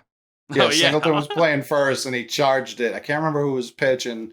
Like, obviously, that's like a classic, just eat it. Throwing that ball, you weren't going to get him. And then instead they throw it into the stands. Duran's like, can I make it? Of course I can make it. And he's just standing on second. Like, no problem. I know he does it so much, so I feel like we don't get tired of it, but it's the same discussion. Oh, well, only Jaron can do it. It's like, yeah, I think only Jaron can do it. You know how many players there are in the majors? Like, I think only the guy we have can do it this often, getting to second base. Like, it's kind of crazy what he's capable of doing. Even that tag up, not a tag up. It was that ball that drops into center field there, that bloop. Like, I don't think anyone else is scoring on that. Didn't even get a great read on it, and he still finds a way to score. I don't care what the center fielder's arm is. Like, he was all over the place in this series. He was electric. I'll add for Duran, too. It felt like he was going through a little bit of a cold streak. It was right before everything happened with the slur, and then after where he was a little cold. But just going through the numbers, he's hitting over 300 again this month. Like, so much of what bothered me with Jarren Duran at times last year, and I think this was the complaint people had, it was the highs were so high, but the lows were low, and they were weeks at a time. It wasn't 4 or 5 games. And this year, whether it's 4 or 5 games like it is, he gets out of it so quickly. And when he does, obviously he gets super hot. But what we've seen this year, and I think this was even part of it the last couple of days, the homer was awesome in Baltimore and in Houston. But stretching those doubles and making them kind of happen regularly, I feel like we haven't seen that version of him as much this year. Last year, it was nonstop. All the doubles were like that. This year, he's impacting the ball. He's shooting it off the monster for a double. So to see both sides of it, I think it just speaks to him, finding ways to succeed in just a lot of different ways. And it's another, credit to him for what he's done, because he's become a way more consistent player than I think a lot of people ever thought he'd be.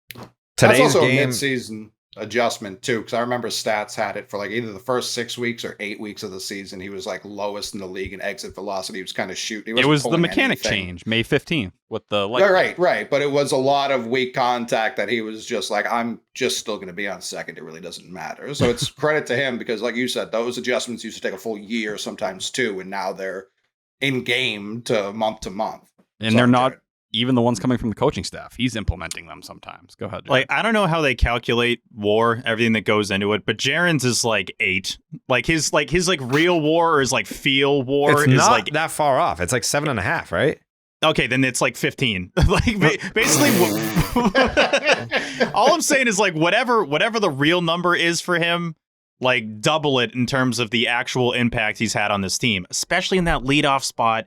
I think he got on every time he led off the game. Yeah, extra base hit every single game. An extra base hit leading off every game. That's crazy. Like, and I think the Red Sox scored in the first inning every game because of that. So he's consistently doing this over and over. And like the Sox season's over right now if Jarren Duran's not doing this. Like, this is the impact he's had for this season specifically, and hopefully now seasons to come. They're just not in the playoff race at all without what he's done.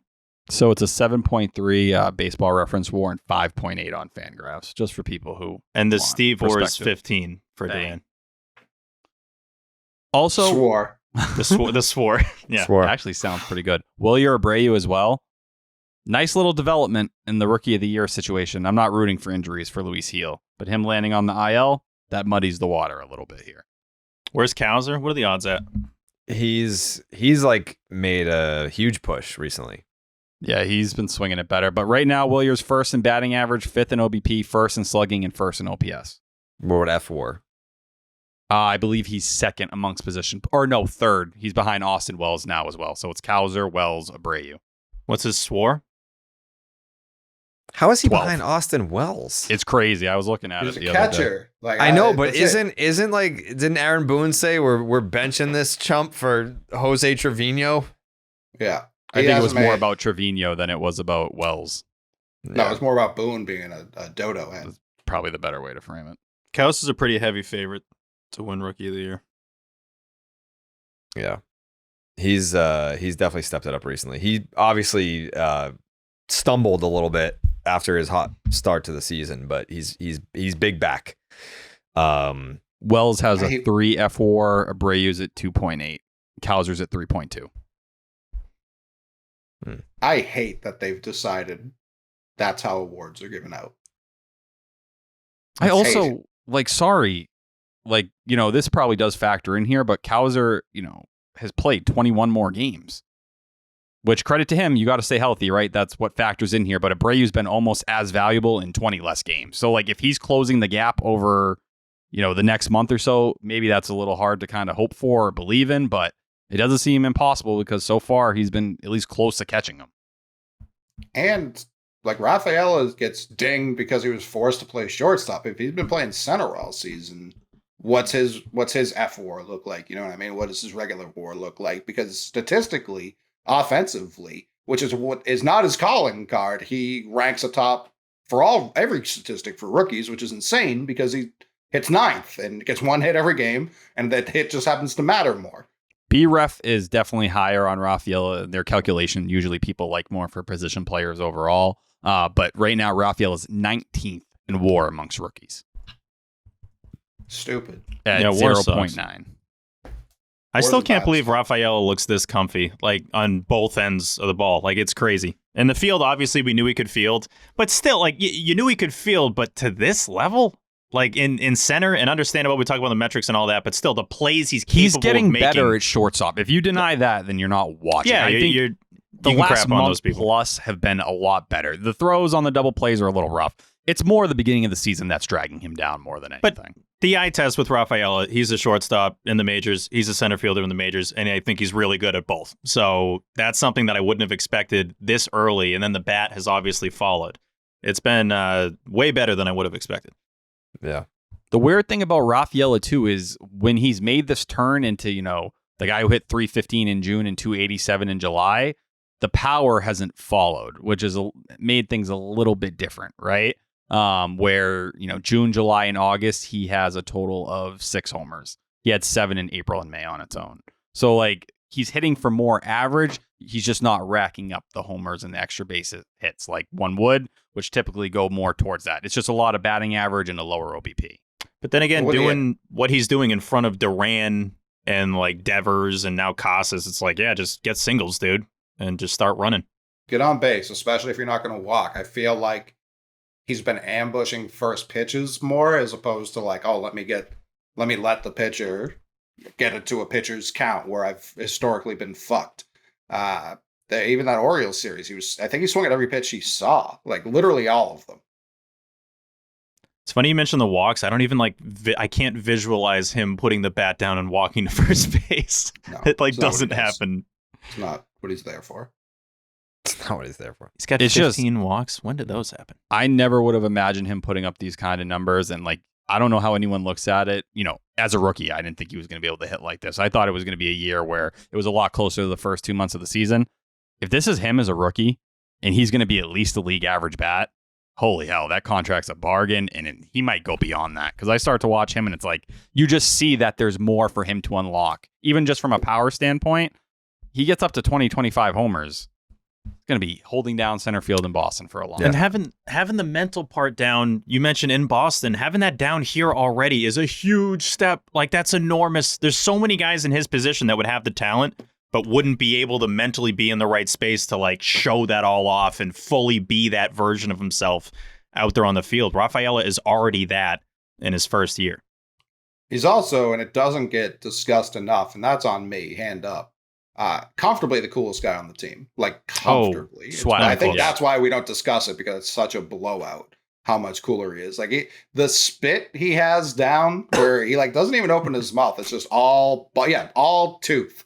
And it comes out perfect every time. He's doing it 90 times a minute. Like he spits more often than I do. As he's just flipping his glove. Well, and then blowing Yeah. bubbles. Like you get the bubbles while he's making the play at shortstop, which is like one of those like satisfying things where you see it and it goes viral on Twitter that night every single time. That should be able to cancel out a bad play. It's like, yeah, but I blew a bubble while I was like throwing it from the outfield and completed that play, so cut me some slack. He's 23. Like this is what 23-year-old Ceddanne Raphael is. He's close, not far from a league average bat, going between center field and shortstop, and he's already one of the best center fielders in baseball. And he's getting to the point at shortstop where I think a lot of people will say by the end of the year, yeah, he'd easily project as above average if they left him there. I'm getting people saying like trade Meyer because, his stock's taking a hit over the last 48 hours or so. They're like, I could go Rafaela at shortstop forever. The Red Sox aren't going to do that because they want him in center field, and that's where he belongs. But the fact that people are willing to even have that conversation tells you how they feel about him. Yeah, That's I'm a willing dumb to reason to trade Meyer. Yeah, that's very dumb. Not saying There I'm are doing reasons it. to trade him. I'm not saying he's untradeable, but that's a dumb reason to do it. Yeah, people that just... You mean more in terms of like thinking Rafaela should be the solution at shortstop if they get rid of him? Yeah, I agree. Right. I'm trying to get rid of some blue moons in my mouth. Know what I'm saying? Show me. Some beers can say that they're brewed for baseball, but only Blue Moon is brewed by baseball. Beer and baseball, they just go together. No beer goes better than the one that was literally born in a ballpark. Blue Moon was created at Coors Field in Denver, Colorado. It's the natural choice for opening day and all season long. I'm going to be drinking some Blue Moons tonight because it's been a long day.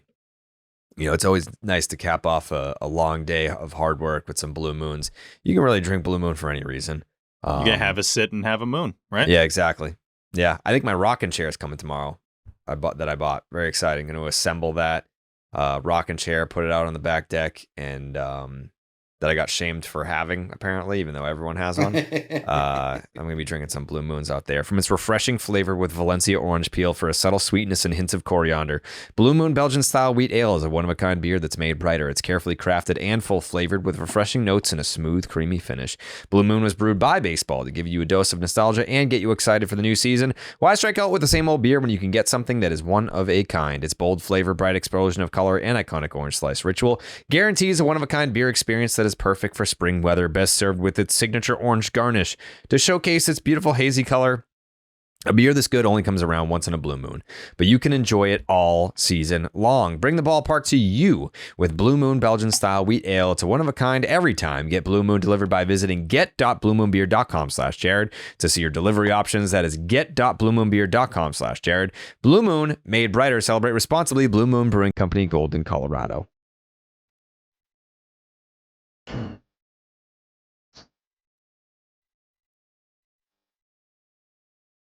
I wish I had the shirt for this. Casas bombs are back. Duran just missed the train tracks. Kenley Boys, relax. Coop Troopers, unite. Seti and Bernie, the lights. For Ketchup, the Sox fight. A series of Taikus by Tyler Milliken. Could have sworn we were getting crack after he sat back. You never know. Tough. You never know. Never know. Get your Taikus t-shirts at section10merch.com. They're all right now. Drop number 2. Hit the store. People are loving it. The 162 Gaze shirt flying. Oh my God. I have never seen so many tweets like just flipping out about that. I don't think people believed we were going to do it. I don't know why. When I say something that I'm going to do, I'm going to do it. 162 Gaze merch on the store. That is section10merch.com. Okay, is it that time? Mm-hmm.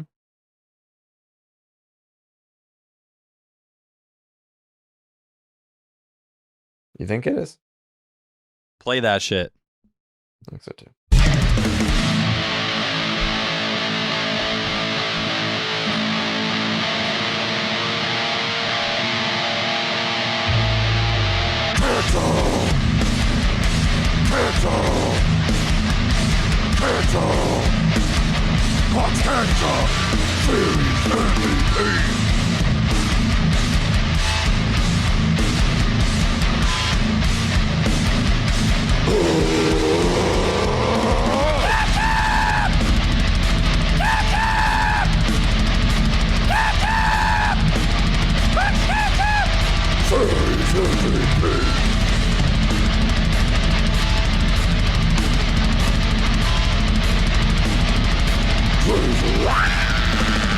Clark's Ketchup Series MVP brought to you by Clark's Ketchup.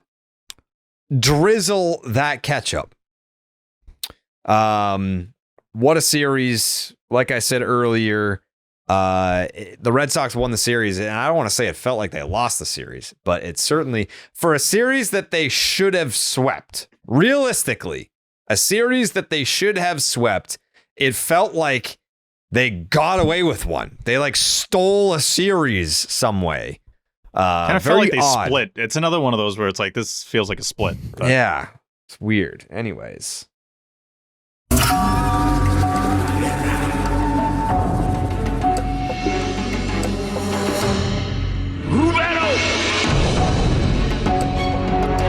It's going to be a lot of votes going every which way in this series. But the guy that I got winning this one played in all 3 games, led the team, hitting .600 with a .692 on base, a 1,400 slug, an OPS over 2,000. Led the team with 6 hits. The next closest was half that, 3. Hit 2 fucking home runs. Scored 5 of the Red Sox 14 runs in this series. No one else scored more than 2. He drove in 3 of his own. He had 4 extra base hits to lead the team. He had 14 total bases when the next closest is 6. 6.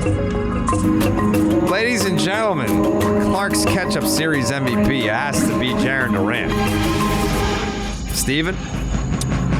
Yeah, I think this is going to be a very close race. I think there's a lot of people that you can nominate. I'm giving a packet to Bernie for getting that huge out, getting Jordan out there in the finale packet for the pen.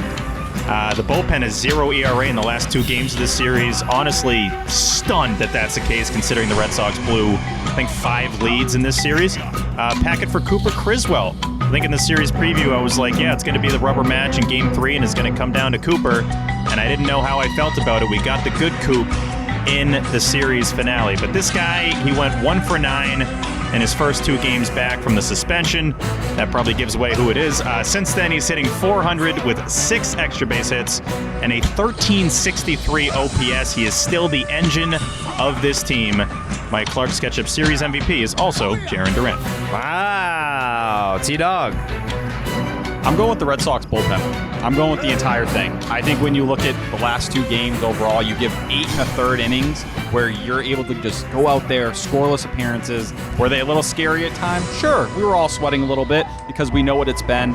But when you talk about how the first game of the series went down, what the entire second half has been, the bullpen has been pulling them down in every way possible. The worst ERA, really the worst everything in all of baseball when it comes to the bullpen. The fact that they stepped up in these last 2 games, I think they were the difference maker. Credit to them. That group deserves some love. Coley? Good pick. Duran was great. I have nothing negative to say about Duran. He's not my pick, so he gets packets. Rafaela won them this game today offensively, and I feel like his name hasn't been said a whole lot. And he's been, like we said, for the last hour, tremendous at shortstop, which has been big. Huge packet. I'm still debating picking this guy, but I'm going to give him the biggest packet you can give without giving him a full bottle. Tristan Casas drove in runs in both games. You come off, what was that, your 7th straight loss in a row to the Houston Astros?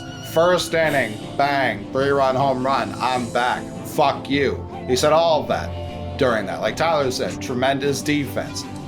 Drove in a run today, I believe. Drove in runs in both wins. I think he's the only player on the team to do that, if I recall correctly. So I'm very close to picking Tristan Casas. However, I'm with Tyler. It's the bullpen. I'd like to pick one guy out of the bullpen. I can't. Too many people were too integral to these wins. So it's the bullpen. I want my vote to also say parentheses, not Lucas Sims. That's 2 votes, Jarren Duran. 2 votes, Red Sox bullpen. Jake, your vote. Yeah, a lot of people deserve love in this one, obviously. Bullpen showing up was huge, but an extra base hit to start out every game, 4 for 4 in game 2. I'm going Jarren Duran for his 48th Series MVP of the year. Jarren Duran with 3 votes. Red Sox bullpen with 2 votes. To the panel we go. Kevin Youkilis with an unprompted text vote. Didn't have to ask Uke. Yep. A lot of people unprompted text votes today. Didn't have to ask a bunch of people today. Kevin Youkilis votes for Jarren Duran. That's 4 votes Duran, 2 votes bullpen. Will Middlebrooks.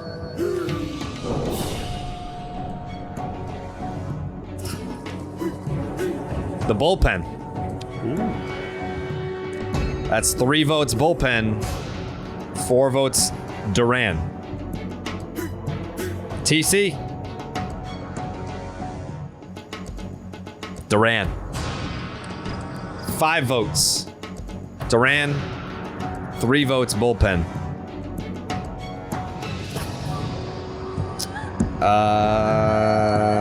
OB. Duran. 6 votes. Duran. 3 votes. Bullpen.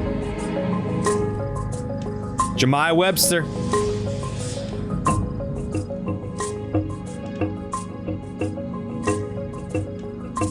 Red Sox bullpen. Wow. 4 votes bullpen. 6 votes Duran. And I believe it all comes down to this because Loomer and Will are on the same audio track with 2 votes to spare. A lot on the line here for Will. I just wanted to say Will's had a perfect record here predicting the MVP. We'll see. We said the tie goes to him, so if both of them say bullpen, then it's bullpen. That is bullpen, yep. Tie goes to Fleming. Tie goes to Fleming. All right, you guys ready? Mm-hmm. Here it is. Houston, we have a problem. Boston, no fucking problem here at all. Drizzle me, Lou Merloni, the Red Sox. I mean, that is the culmination of an awesome road trip. There were some bumps in the road. It was white knuckle time. Bullpen meltdowns left and right. Win today, 4-3 road trip. We're bathing in ketchup. Well, I got to be honest with you. I didn't really think you and I were going to be doing this on this trip. I didn't. I was expecting 3 and 4, kind of one of those things, right? After that first night here, I know everybody that panicked. That's it. It's over. I had people here, media. That's it, huh? Season's over after last night. I'm like, what are you talking about? Like, just show up and let's see what happens. And then the last 2 nights, bullpen. Hello. Where did that come from?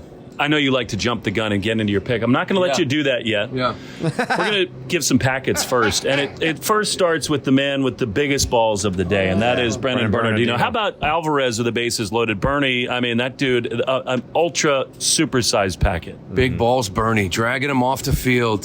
That 0-1 fastball away for a strike just rattled. It rattled him, Jordan. He didn't know what to do. What a spot. The guy's hitting 371 against lefties. Second in all of baseball. We bring the lefty in. And he gets him out. Whoa, it was huge. And the whole, everybody. Bernie was huge. Pack it to Kevin Millar for having a Rambo knife and a gun in his truck on the ride to the ballpark. Pack it to Joe Espada for continuing to bring in right-handers to face Masataka Yoshida. He gets a lot of love. The go-ahead home run in the end, it kind of goes to waste. But look, Lou, this club had so many heroes. I think it's a pretty obvious choice. I know people think this is a difficult one, but where are you going for Ketchup? No, it is obvious, and you're right. Like, give it to Rafaela, too, like Packett's, right? Defensively, big day today, couple 2-out RBIs, doubles. He was fantastic in the field, but it's the Angry Lizard. It's Jarren Duran. He makes everything go. He took over yesterday's game, started today off. The energy he brings, like, Duran is just a freaking monster, and he's my MVP. Has to be. I mean, look, it's so many heroes in this series. David Hamilton, another big swing. Rafaela Casas comes back with a vengeance. But I just think the terror that he puts into defenses, into pitchers, everything he does. This one is clear-cut. The Clark's Ketchup Series MVP is Jarren motherfucking Duran. He's still batting 1,000. I don't know how the fucking guy does it. That's his 6th Clark's Ketchup Series MVP for Jarren Duran. 6 Clark's Ketchup Series MVPs. The fact that both Will Fleming and Lou Maloney teased the bullpen as their pick, not knowing that if they both voted bullpen, that's who wins. But then both vote Jarren Duran, who is the Clark's Ketchup Series MVP. And it came down to both of their votes in order for that to happen. Will's the best to ever do it. None of it is, it's not predetermined. What would have happened if Lou voted Duran and Will said bullpen? Would have been Duran. Because he'd have a lead, right? He would have had more. Yeah. Yeah, it would have been 6-5.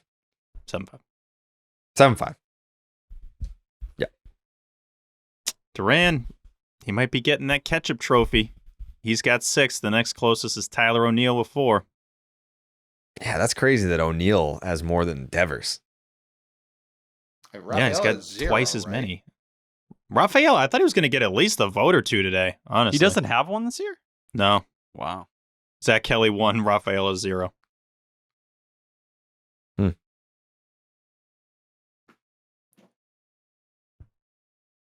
Well, warmer, sunnier days are calling. Fuel up for them with Factor's no prep, no mess meals. Meet your wellness goals in time for summer thanks to the menu of chef-crafted meals with options like Calorie Smart, Protein Plus, and Keto. I feel like you're a keto guy, Steve. No. Factor's fresh, never frozen meals are dietitian approved and ready to eat in just 2 minutes. So no matter how busy you are, you'll always have time to enjoy nutritious, great tasting meals. Make today the day that you kickstart a new healthy routine. What are you waiting for? This seems like it's right up your alley, actually, Tyler. Like you're someone that needs to be on the Factor train. We're going to hook you up. Please. With 35 different meals and more than 60 add-ons to choose from every week, you'll always have new flavors to explore. Crush your wellness goals this month with the dietitian-approved meals and the ingredients that you can trust. Make your day delicious, Tyler. From breakfast to dessert, stay fueled with easy, nutritious options. Treat yourself to restaurant-quality meals that feature premium ingredients like filet mignon, shrimp, and blackened salmon. Keep kitchen time to a minimum. Factor meals are ready to go in just 2 minutes. There's no shopping, prepping, cooking, or cleaning up. Enjoy effortless support for your lifestyle. Choose from 6 menu preferences to help you manage calories, maximize your protein intake, and avoid meat or simply eat a well-balanced diet. Head to factormeals.com/section1050 and use the promo code section1050 to get 50% off your first box plus 20% off your next month. That's promo code section1050 at factormeals.com/section1050 to get 50% off your first box plus 20% off your next month while your subscription is active. Big shout out to Factor. That's right up your alley, dude. You need to be about that life. Let me munch on that shit. Yeah, hell yeah, bro.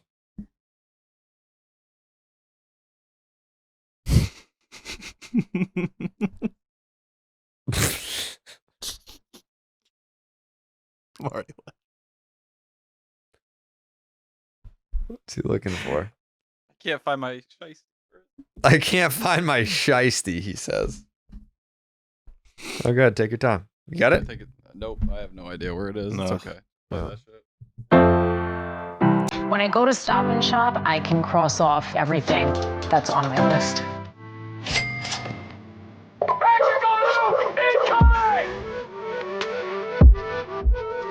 Stop and Shop. Look ahead. Stop and Shop. Fuck yeah, fuck yeah. Look ahead. Red Sox win, leave them dead. Red Sox win, I'm singing red. Stop and Shop, you look ahead. Red Sox win, leave them dead. Red Sox win, I'm singing red. Stop and Shop, you look ahead. Fuck yeah, fuck yeah. What's better than having to Stop and Shop, getting it done for all of you? Honestly, Poppy, I don't know what's better than that. I don't know what's better than Stop and Shop getting it done for me. I was so happy when I found that video. I couldn't believe it. I mean, I couldn't believe when I heard it. It's crazy. Shout out the shop or the Stop and Shop YouTube channel. Great channel. Yeah, a lot of great content. Wow. That's not how you treat a sponsor. That's like you just roasted stuff. A lot of great contact.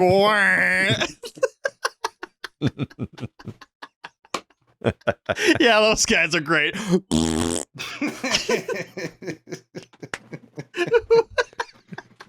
was crazy. Disrespectful. That was so mean to Stop and Shop. Yeah, that was pretty fucked up, Tyler. Don't blame me for that shit. I mean, whatever, dude. Lack of accountability, baby. I know, we have it. Brian Bayo, actually, enjoy your off day if you're listening to this on Thursday. Maybe you're at the old-time baseball game at St. Peter's Field in Cambridge, where the Section 10 boys are going to be up there trying to take some hacks against old Johnny Paps, huh? I'm going deep. Yeah, you might. I don't know. You got it like that. Enjoy your off day, because this weekend, it's the Sox and the D-backs. Friday night, 7:10, Brian Bayo versus Zach Gallen. Saturday, 4:10, Cutter Crawford versus Merrill Kelly. And then Sunday, in the finale, it's Tanner Houck versus Brandon Pfaadt. Oh, God. Brandon Pfaadt. I don't even think they know about that. No, they don't. That's some name redacted shit right there. Yeah. Yeah, you know. The real ones. Why are you guys talking about Brandon Pfaadt? Because he was pitching against the Sox. Oh, that was it? It was like his second start in the big leagues. And Yeah. I was explaining to Jared, I was like, oh no, like he's a pretty highly ranked prospect, big part of their future. And Jared had no interest in anything but that voice. Correct. Yeah. Yeah. Zach Gallen, 9-6, a 3.85 ERA, a 132 WHIP, and an 8.3 strikeouts per nine. Gallen was off to his usual start with a 3.12 ERA through his first 11 starts before a hamstring injury cost him a month of his season. Since his return, it's been mostly bad with a few decent starts mixed in. 9 starts, a 5.24 ERA, 5.24 ERA and a 3.70 FIP, and a 7.93 OPS. His strikeouts are also down considerably. D-backs are 12-9 when he starts and 5-1 over his last 6 somehow. Merrill Kelly, 3-0, a 3.63 ERA, a 1.10 WHIP, and a 7 strikeouts per 9. Merrill Kelly made 4 starts early in the season before a serious shoulder strain kept him out until August. He has made 2 starts since returning, 5 innings, 3 hits, 2 earned. 5, and the next one was 5 innings, 8 hits, 6 earned with a home run. Bad. The D-backs are 1-1 since his return. Guess which one they lost? Brandon Pfaadt. 8-6 with a 4.08 ERA and a 1.15 WHIP with an 8.3 strikeouts per 9. Brandon Pfaadt was a rookie last year and posted a 5.72 ERA with a 5.18 WHIP, or FIP, excuse me, in 96 innings. His 4.08 ERA, 3.50 FIP, 3.55 FIP, and 1.15 WHIP are a vast improvement in his 150 innings this year. We're catching him at a good time with a 4.94 ERA over his last 4 starts. The D-backs are 4-0 in these games because they've been playing good ball. They're 6-0 when he strikes out at least 8. And that's that. Brian Bayo versus Zach Gallen, Cutter Crawford versus Merrill Kelly, and Tanner Houck versus Brandon Pfaadt. Prediction time. Coley?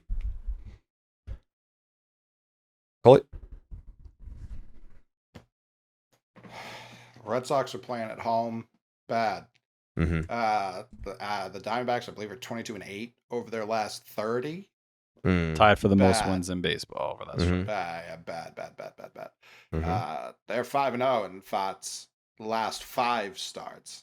He hasn't pitched particularly great in any of them. This is just kind of what kind of time the Diamondbacks are. Jared? This is a new segment called the Series Factor. I was fucking getting to it, dude. Jared? This is a new segment called the Series Factor. Where we're going to talk about a different factor. Call it. I was fucking getting to it.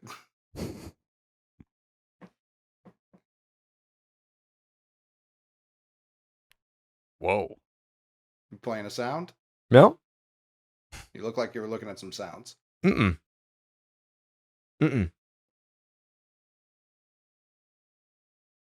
I'm uncomfortable. I don't like this. What? We're talking about factors. That's all. Factor me in. Go ahead. Play on words. Said not to say that. Sorry.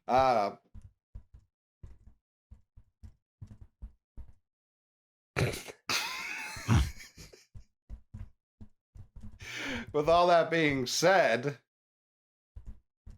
and Jake McCarthy's been tearing the fucking cover off the ball lately. It's very annoying. My factor has to be someone I think should have been more involved in that Ketchup talk we just had. Tristan Casas came back. This lineup looks so much better. So much better. It's no longer people I like actively hate hitting in front of Rafael Devers for no fucking reason at all. Now it's one of our better players. So I feel like sparking that series win against Houston with that blast in the first inning of Game 2, coming back Game 3 with another RBI, I think he's just going to keep the good times a chugging. So that's going to be my factor as the Red Sox only when the Bayos start. They take 1 out of 3. 1 out of 3? Holy shit. Tyler? Yeah, I think this is going to be a bloodbath. I think you're talking about 2 of the best offenses in all of baseball. Doesn't that mean they're going to get like swept? No, I think they're going to like kill each other. There's going to be a lot of blood on both sides. Out of each other. That's I think, not what that... No? All right, go ahead. Sorry. I think there's going to be a lot of runs scored. Just tip your cap. I'm tipping it. When we talk second half and how ridiculous the Red Sox offense has been, there's only been one team in baseball that scored more runs than them. It's the Arizona Diamondbacks, and they've scored 14 more than them. So I do think this is going to be the kind of series, like Coley said, where, hey, you're going to have Tristan Casas in your lineup. It feels longer than ever. Well, the Diamondbacks lineup, they've kind of taken it to a different level with Josh Bell going over there. Adrian Del Castillo, who has been absolutely ridiculous since getting promoted to the big leagues, filling in for Gabby Moreno, who's been hurt. But we're talking, 36 at-bats in the big leagues. He's in 361, 425. It's a 1092 OPS. Going absolutely bonkers right now. I just think we're going to see 2 lineups really go at it. And what worries me about the Red Sox is that home record where we're still waiting year after year. Are they going to kind of get to the point where they can get it done at home? That's really the last thing I feel like I'm waiting for them to check off. Like now the bullpen is finally functioning again, but you look at their home record and they're 29-32, 38-27 on the road. Can you find a middle ground? I think the Red Sox are going to come out on the right side here and take 2 out of 3, but it's going to be a series where I think we're very nervous the entire time. Bullpens are blowing it back and forth, and the starters at the end of the day, they're not going to be going deep. It's just going to be a lot of runs. But give me 2 out of 3. Jake? Yeah, I think Fenway is going to be fired up this weekend after a big road trip. I'm going sweep here. A couple of righties on the mound for the D-backs. So I got Yoshida going off, hitting 5 home runs. I think that'll be a pretty big factor in the series win. Mm-hmm. I could see that playing a factor for sure. Steven? Yeah, the Diamondbacks entered today, tied for the most wins in baseball since the break. Like Tyler had mentioned, Sox and D-backs in that stretch are the top 2 teams in runs scored in the majors. So I wouldn't say bloodbath. I would say fireworks. I think we're getting fireworks this weekend at Fenway Park. Just wanted to give an update from our guy Garrett on correct series result predictions this season for the panel here. Tyler's in first place. He's predicted 16 series correctly. I'm right behind him with 15. Jared is at 13, Coley at 12, Jake at 5. I am hoping Jake is right in this series. But yeah, I'm going to go Sox winning 2 out of 3. Very similar to the Astros series. That's kind of leaning on the optimistic side. Coley might be right with this one. My winning factor for the series, however, is the Red Sox bullpen. If the Sox bullpen can carry over what they just did in Houston and stay hot, it's kind of weird saying a bullpen staying hot, but if they can do that, then I think it's pretty, I don't want to say easy, but I feel pretty good about Sox 2 out of 3. So we'll stick with that. What's the excuse with an off day? You're going to be fully rested. Arms are going to be fresh. I don't even know if it's about excuse. It might be about talent. Justin Slayton's not far. Starting his rehab assignment on Friday. Steve, they've got an off day. That's true. If they aren't incredible this weekend after having Thursday off, I'm going to lose my shit. But yeah, we'll see with the Red Sox bullpen. This bullpen has the talent to succeed.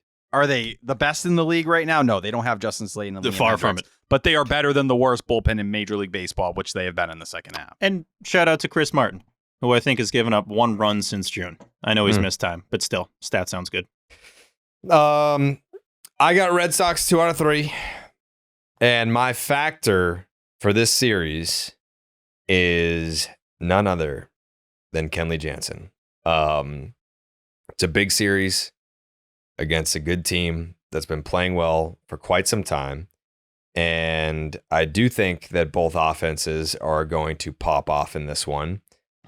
We could be seeing some games similar to last weekend. I don't know so much about a 12-10 affair, but maybe some 9-7s up in this bitch. And if you're going to, and here's where Kenley comes into play. If you're the Red Sox offense and you're going to go out there and you're going to score 9 runs, you can't then lose the baseball game. You cannot waste an outing of offensive output. So Kenley is going to come in big as the closer of the Boston Red Sox this weekend against the D-backs. I got the Sox taking 2 out of 3. Shout out to Factor.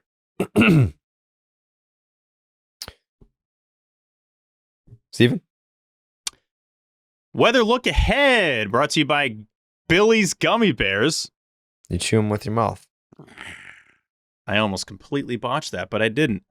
Sox are finally back home, which is nice. This is the last 3 games of a tough 10-game stretch against a hot Arizona Diamondbacks team. Game 1, Friday, Fenway Park, 7:10 p.m. Eastern, first pitch, partly cloudy, 74 degrees. Ah, you fucking fangul. 0% chance of rain, 7-mile-an-hour winds. Really nice night at the ball yard on Friday. Saturday, game 2, 4:10 Eastern, first pitch, mostly sunny, 80 degrees, 0% chance. Please tell me that wasn't real. Wait, where is that from? That sounded real. It was so wet. Oof. Jeremy's got a lot to pick from in this one. 80 degrees, 7-mile-an-hour winds. Another lovely day at Fenway Park. Sunday's the finale, 1:35, partly cloudy, 80 degrees once again. Shout out the guy in downtown Brockton who shit his pants and is all over the Brockton hub right now. That was crazy. Shout out. Tip your cap to the guy. Tip your cap. Tip your cap, bro. He shit so much. Milliken shit his pants. It wasn't me. Tip your cap to that bloodbath out there. I'm just fucking around. Yeah. This dude just doesn't know how any words work. It's crazy. Shout out to the guy who has no control. Shout out to that guy. Anyway, 8 degrees, 7 mile an hour winds. Just really good weather this weekend if you're going to Fenway Park. Have a blast out there. And that will do it for your weather look ahead, which is brought to you by Billy's Gummy Bears. Chew them with your mouth.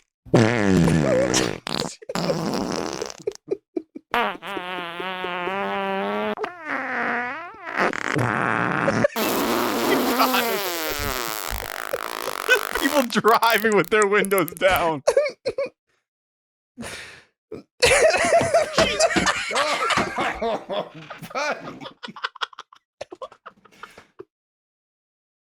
I gotta stop doing that.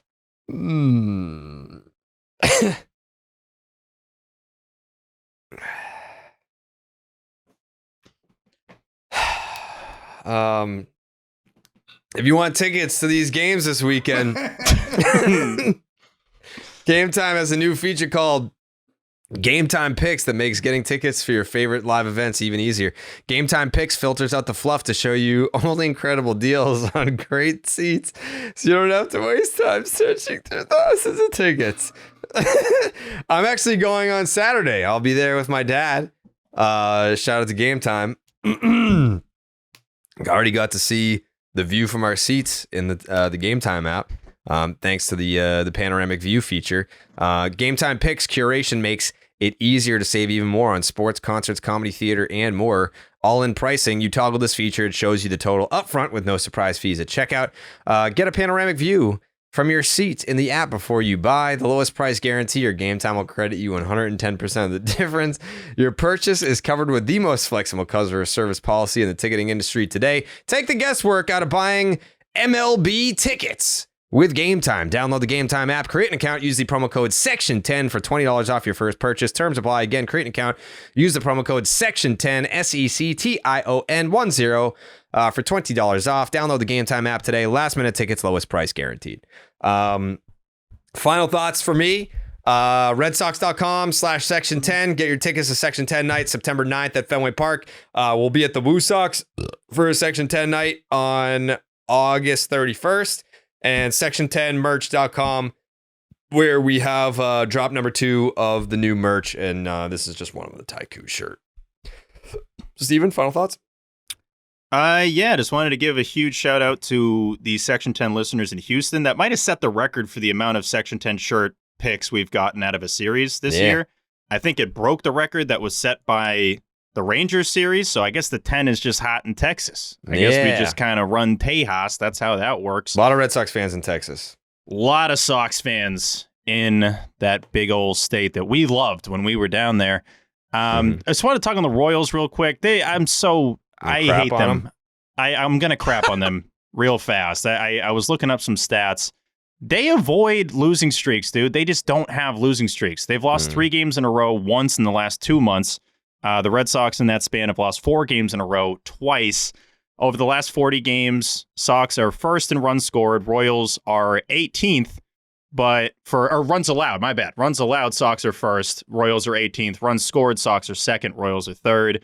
So those stats are obviously relatively similar, but the Royals are 19-11 since the break.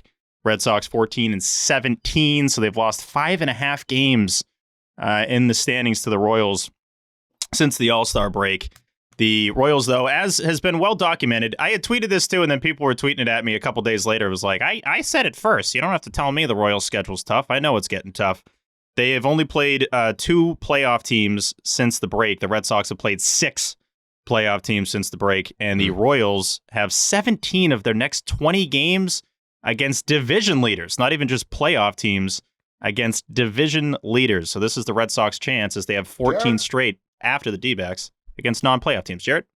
After this series with the Angels is concluded, they have 3 against the Phillies, 4 against the Guardians, 4 against the Astros, 3 against the Guardians, 3 against the Twins, and then 3 against the Yankees. These are all consecutive series. And here's the thing, Jerry. The Red Sox and Royals have both won 5 series since the break.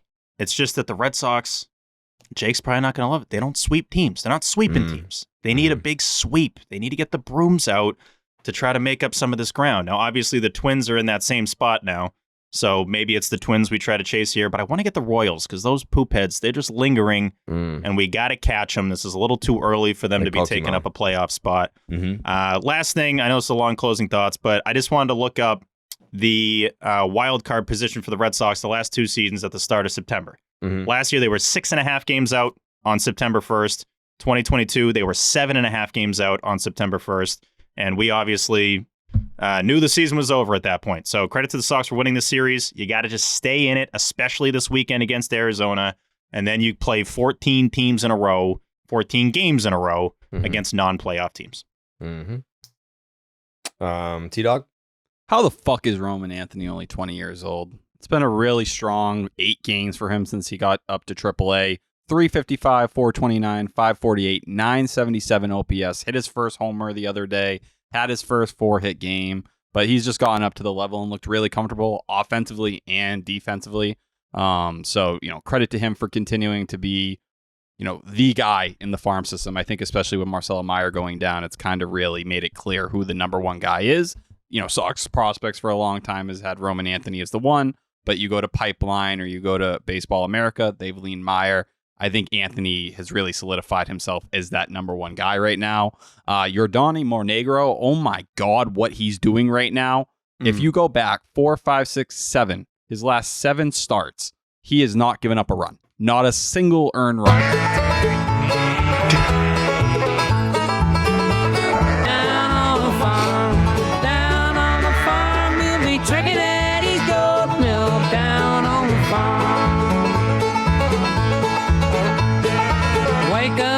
Kids, tell your mom, talking Red Sox prospects down on the farm.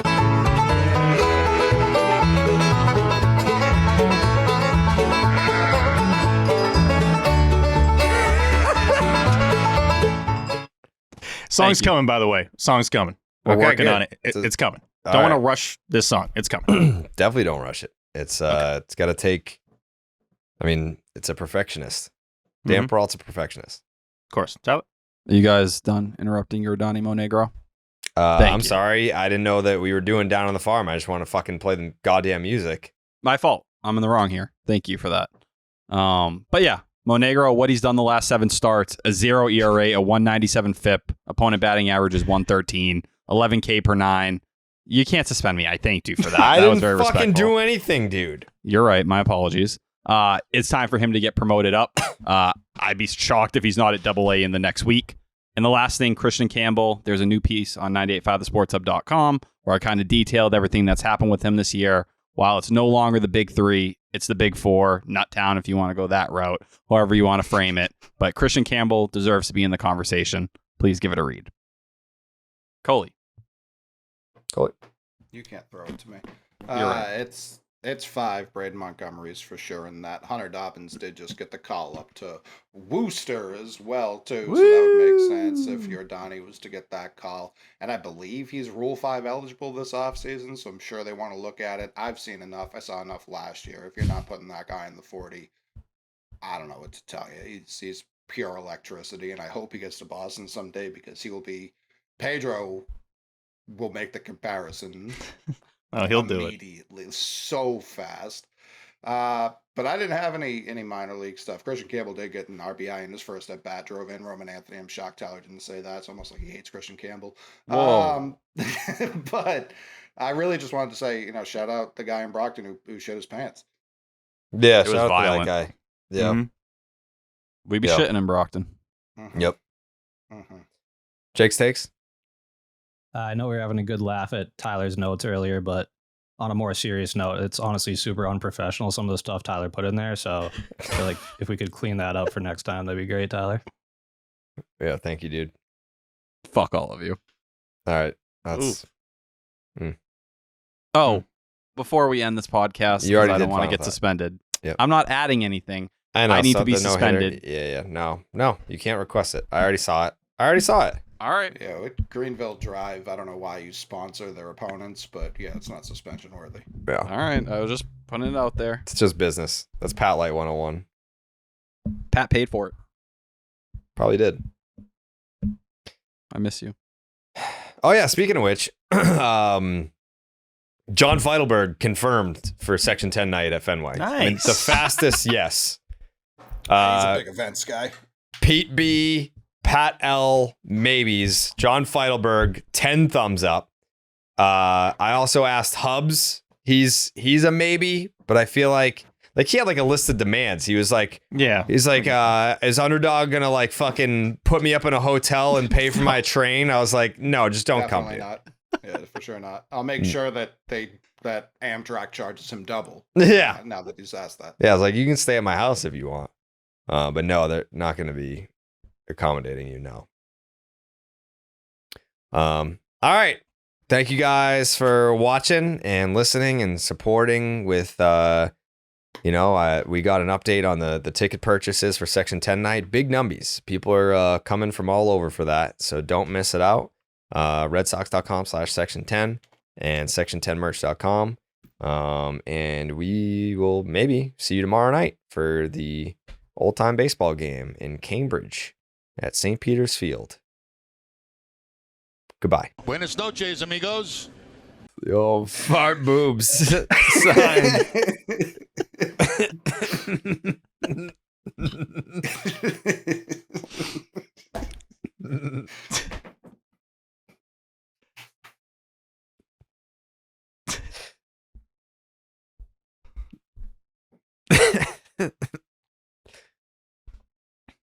All right.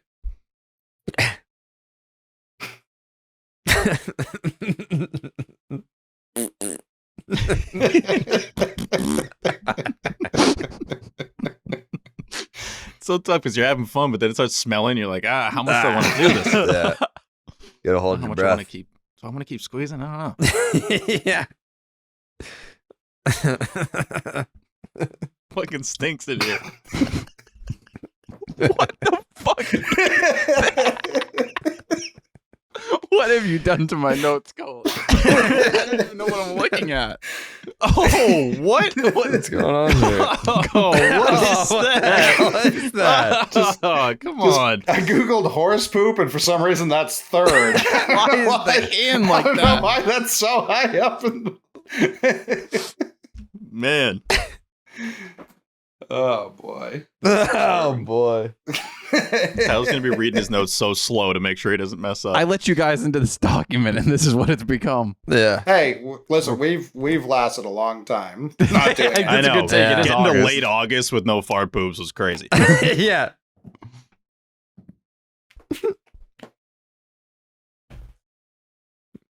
That's true.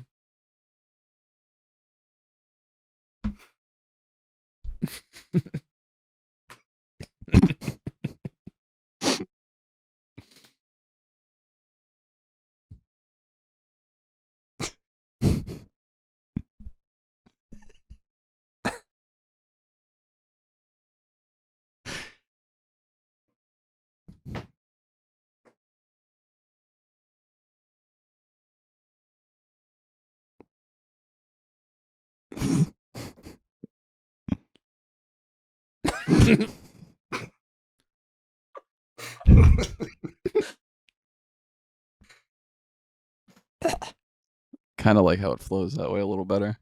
Yeah.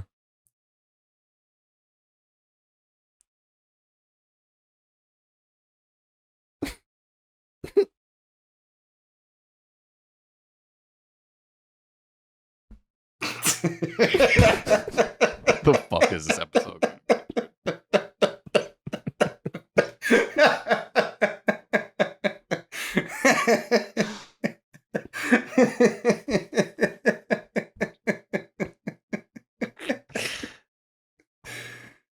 Some cheese boots.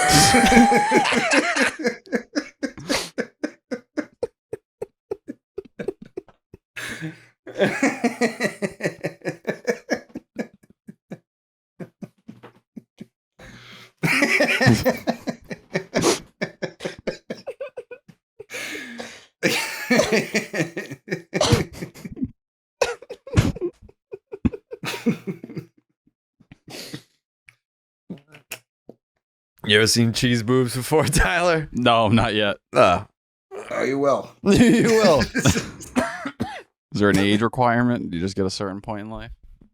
Nah, you can just check the notes. Oh, shit. My fault. Wait, is this in the... No, not in the notes yet. Nope, Coley. Fucking look at me for it. Yep. Oh, my God.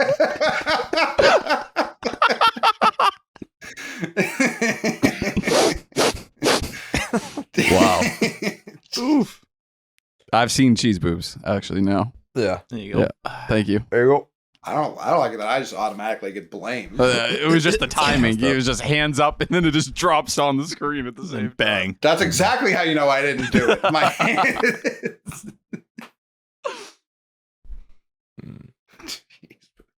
Cheese boobs.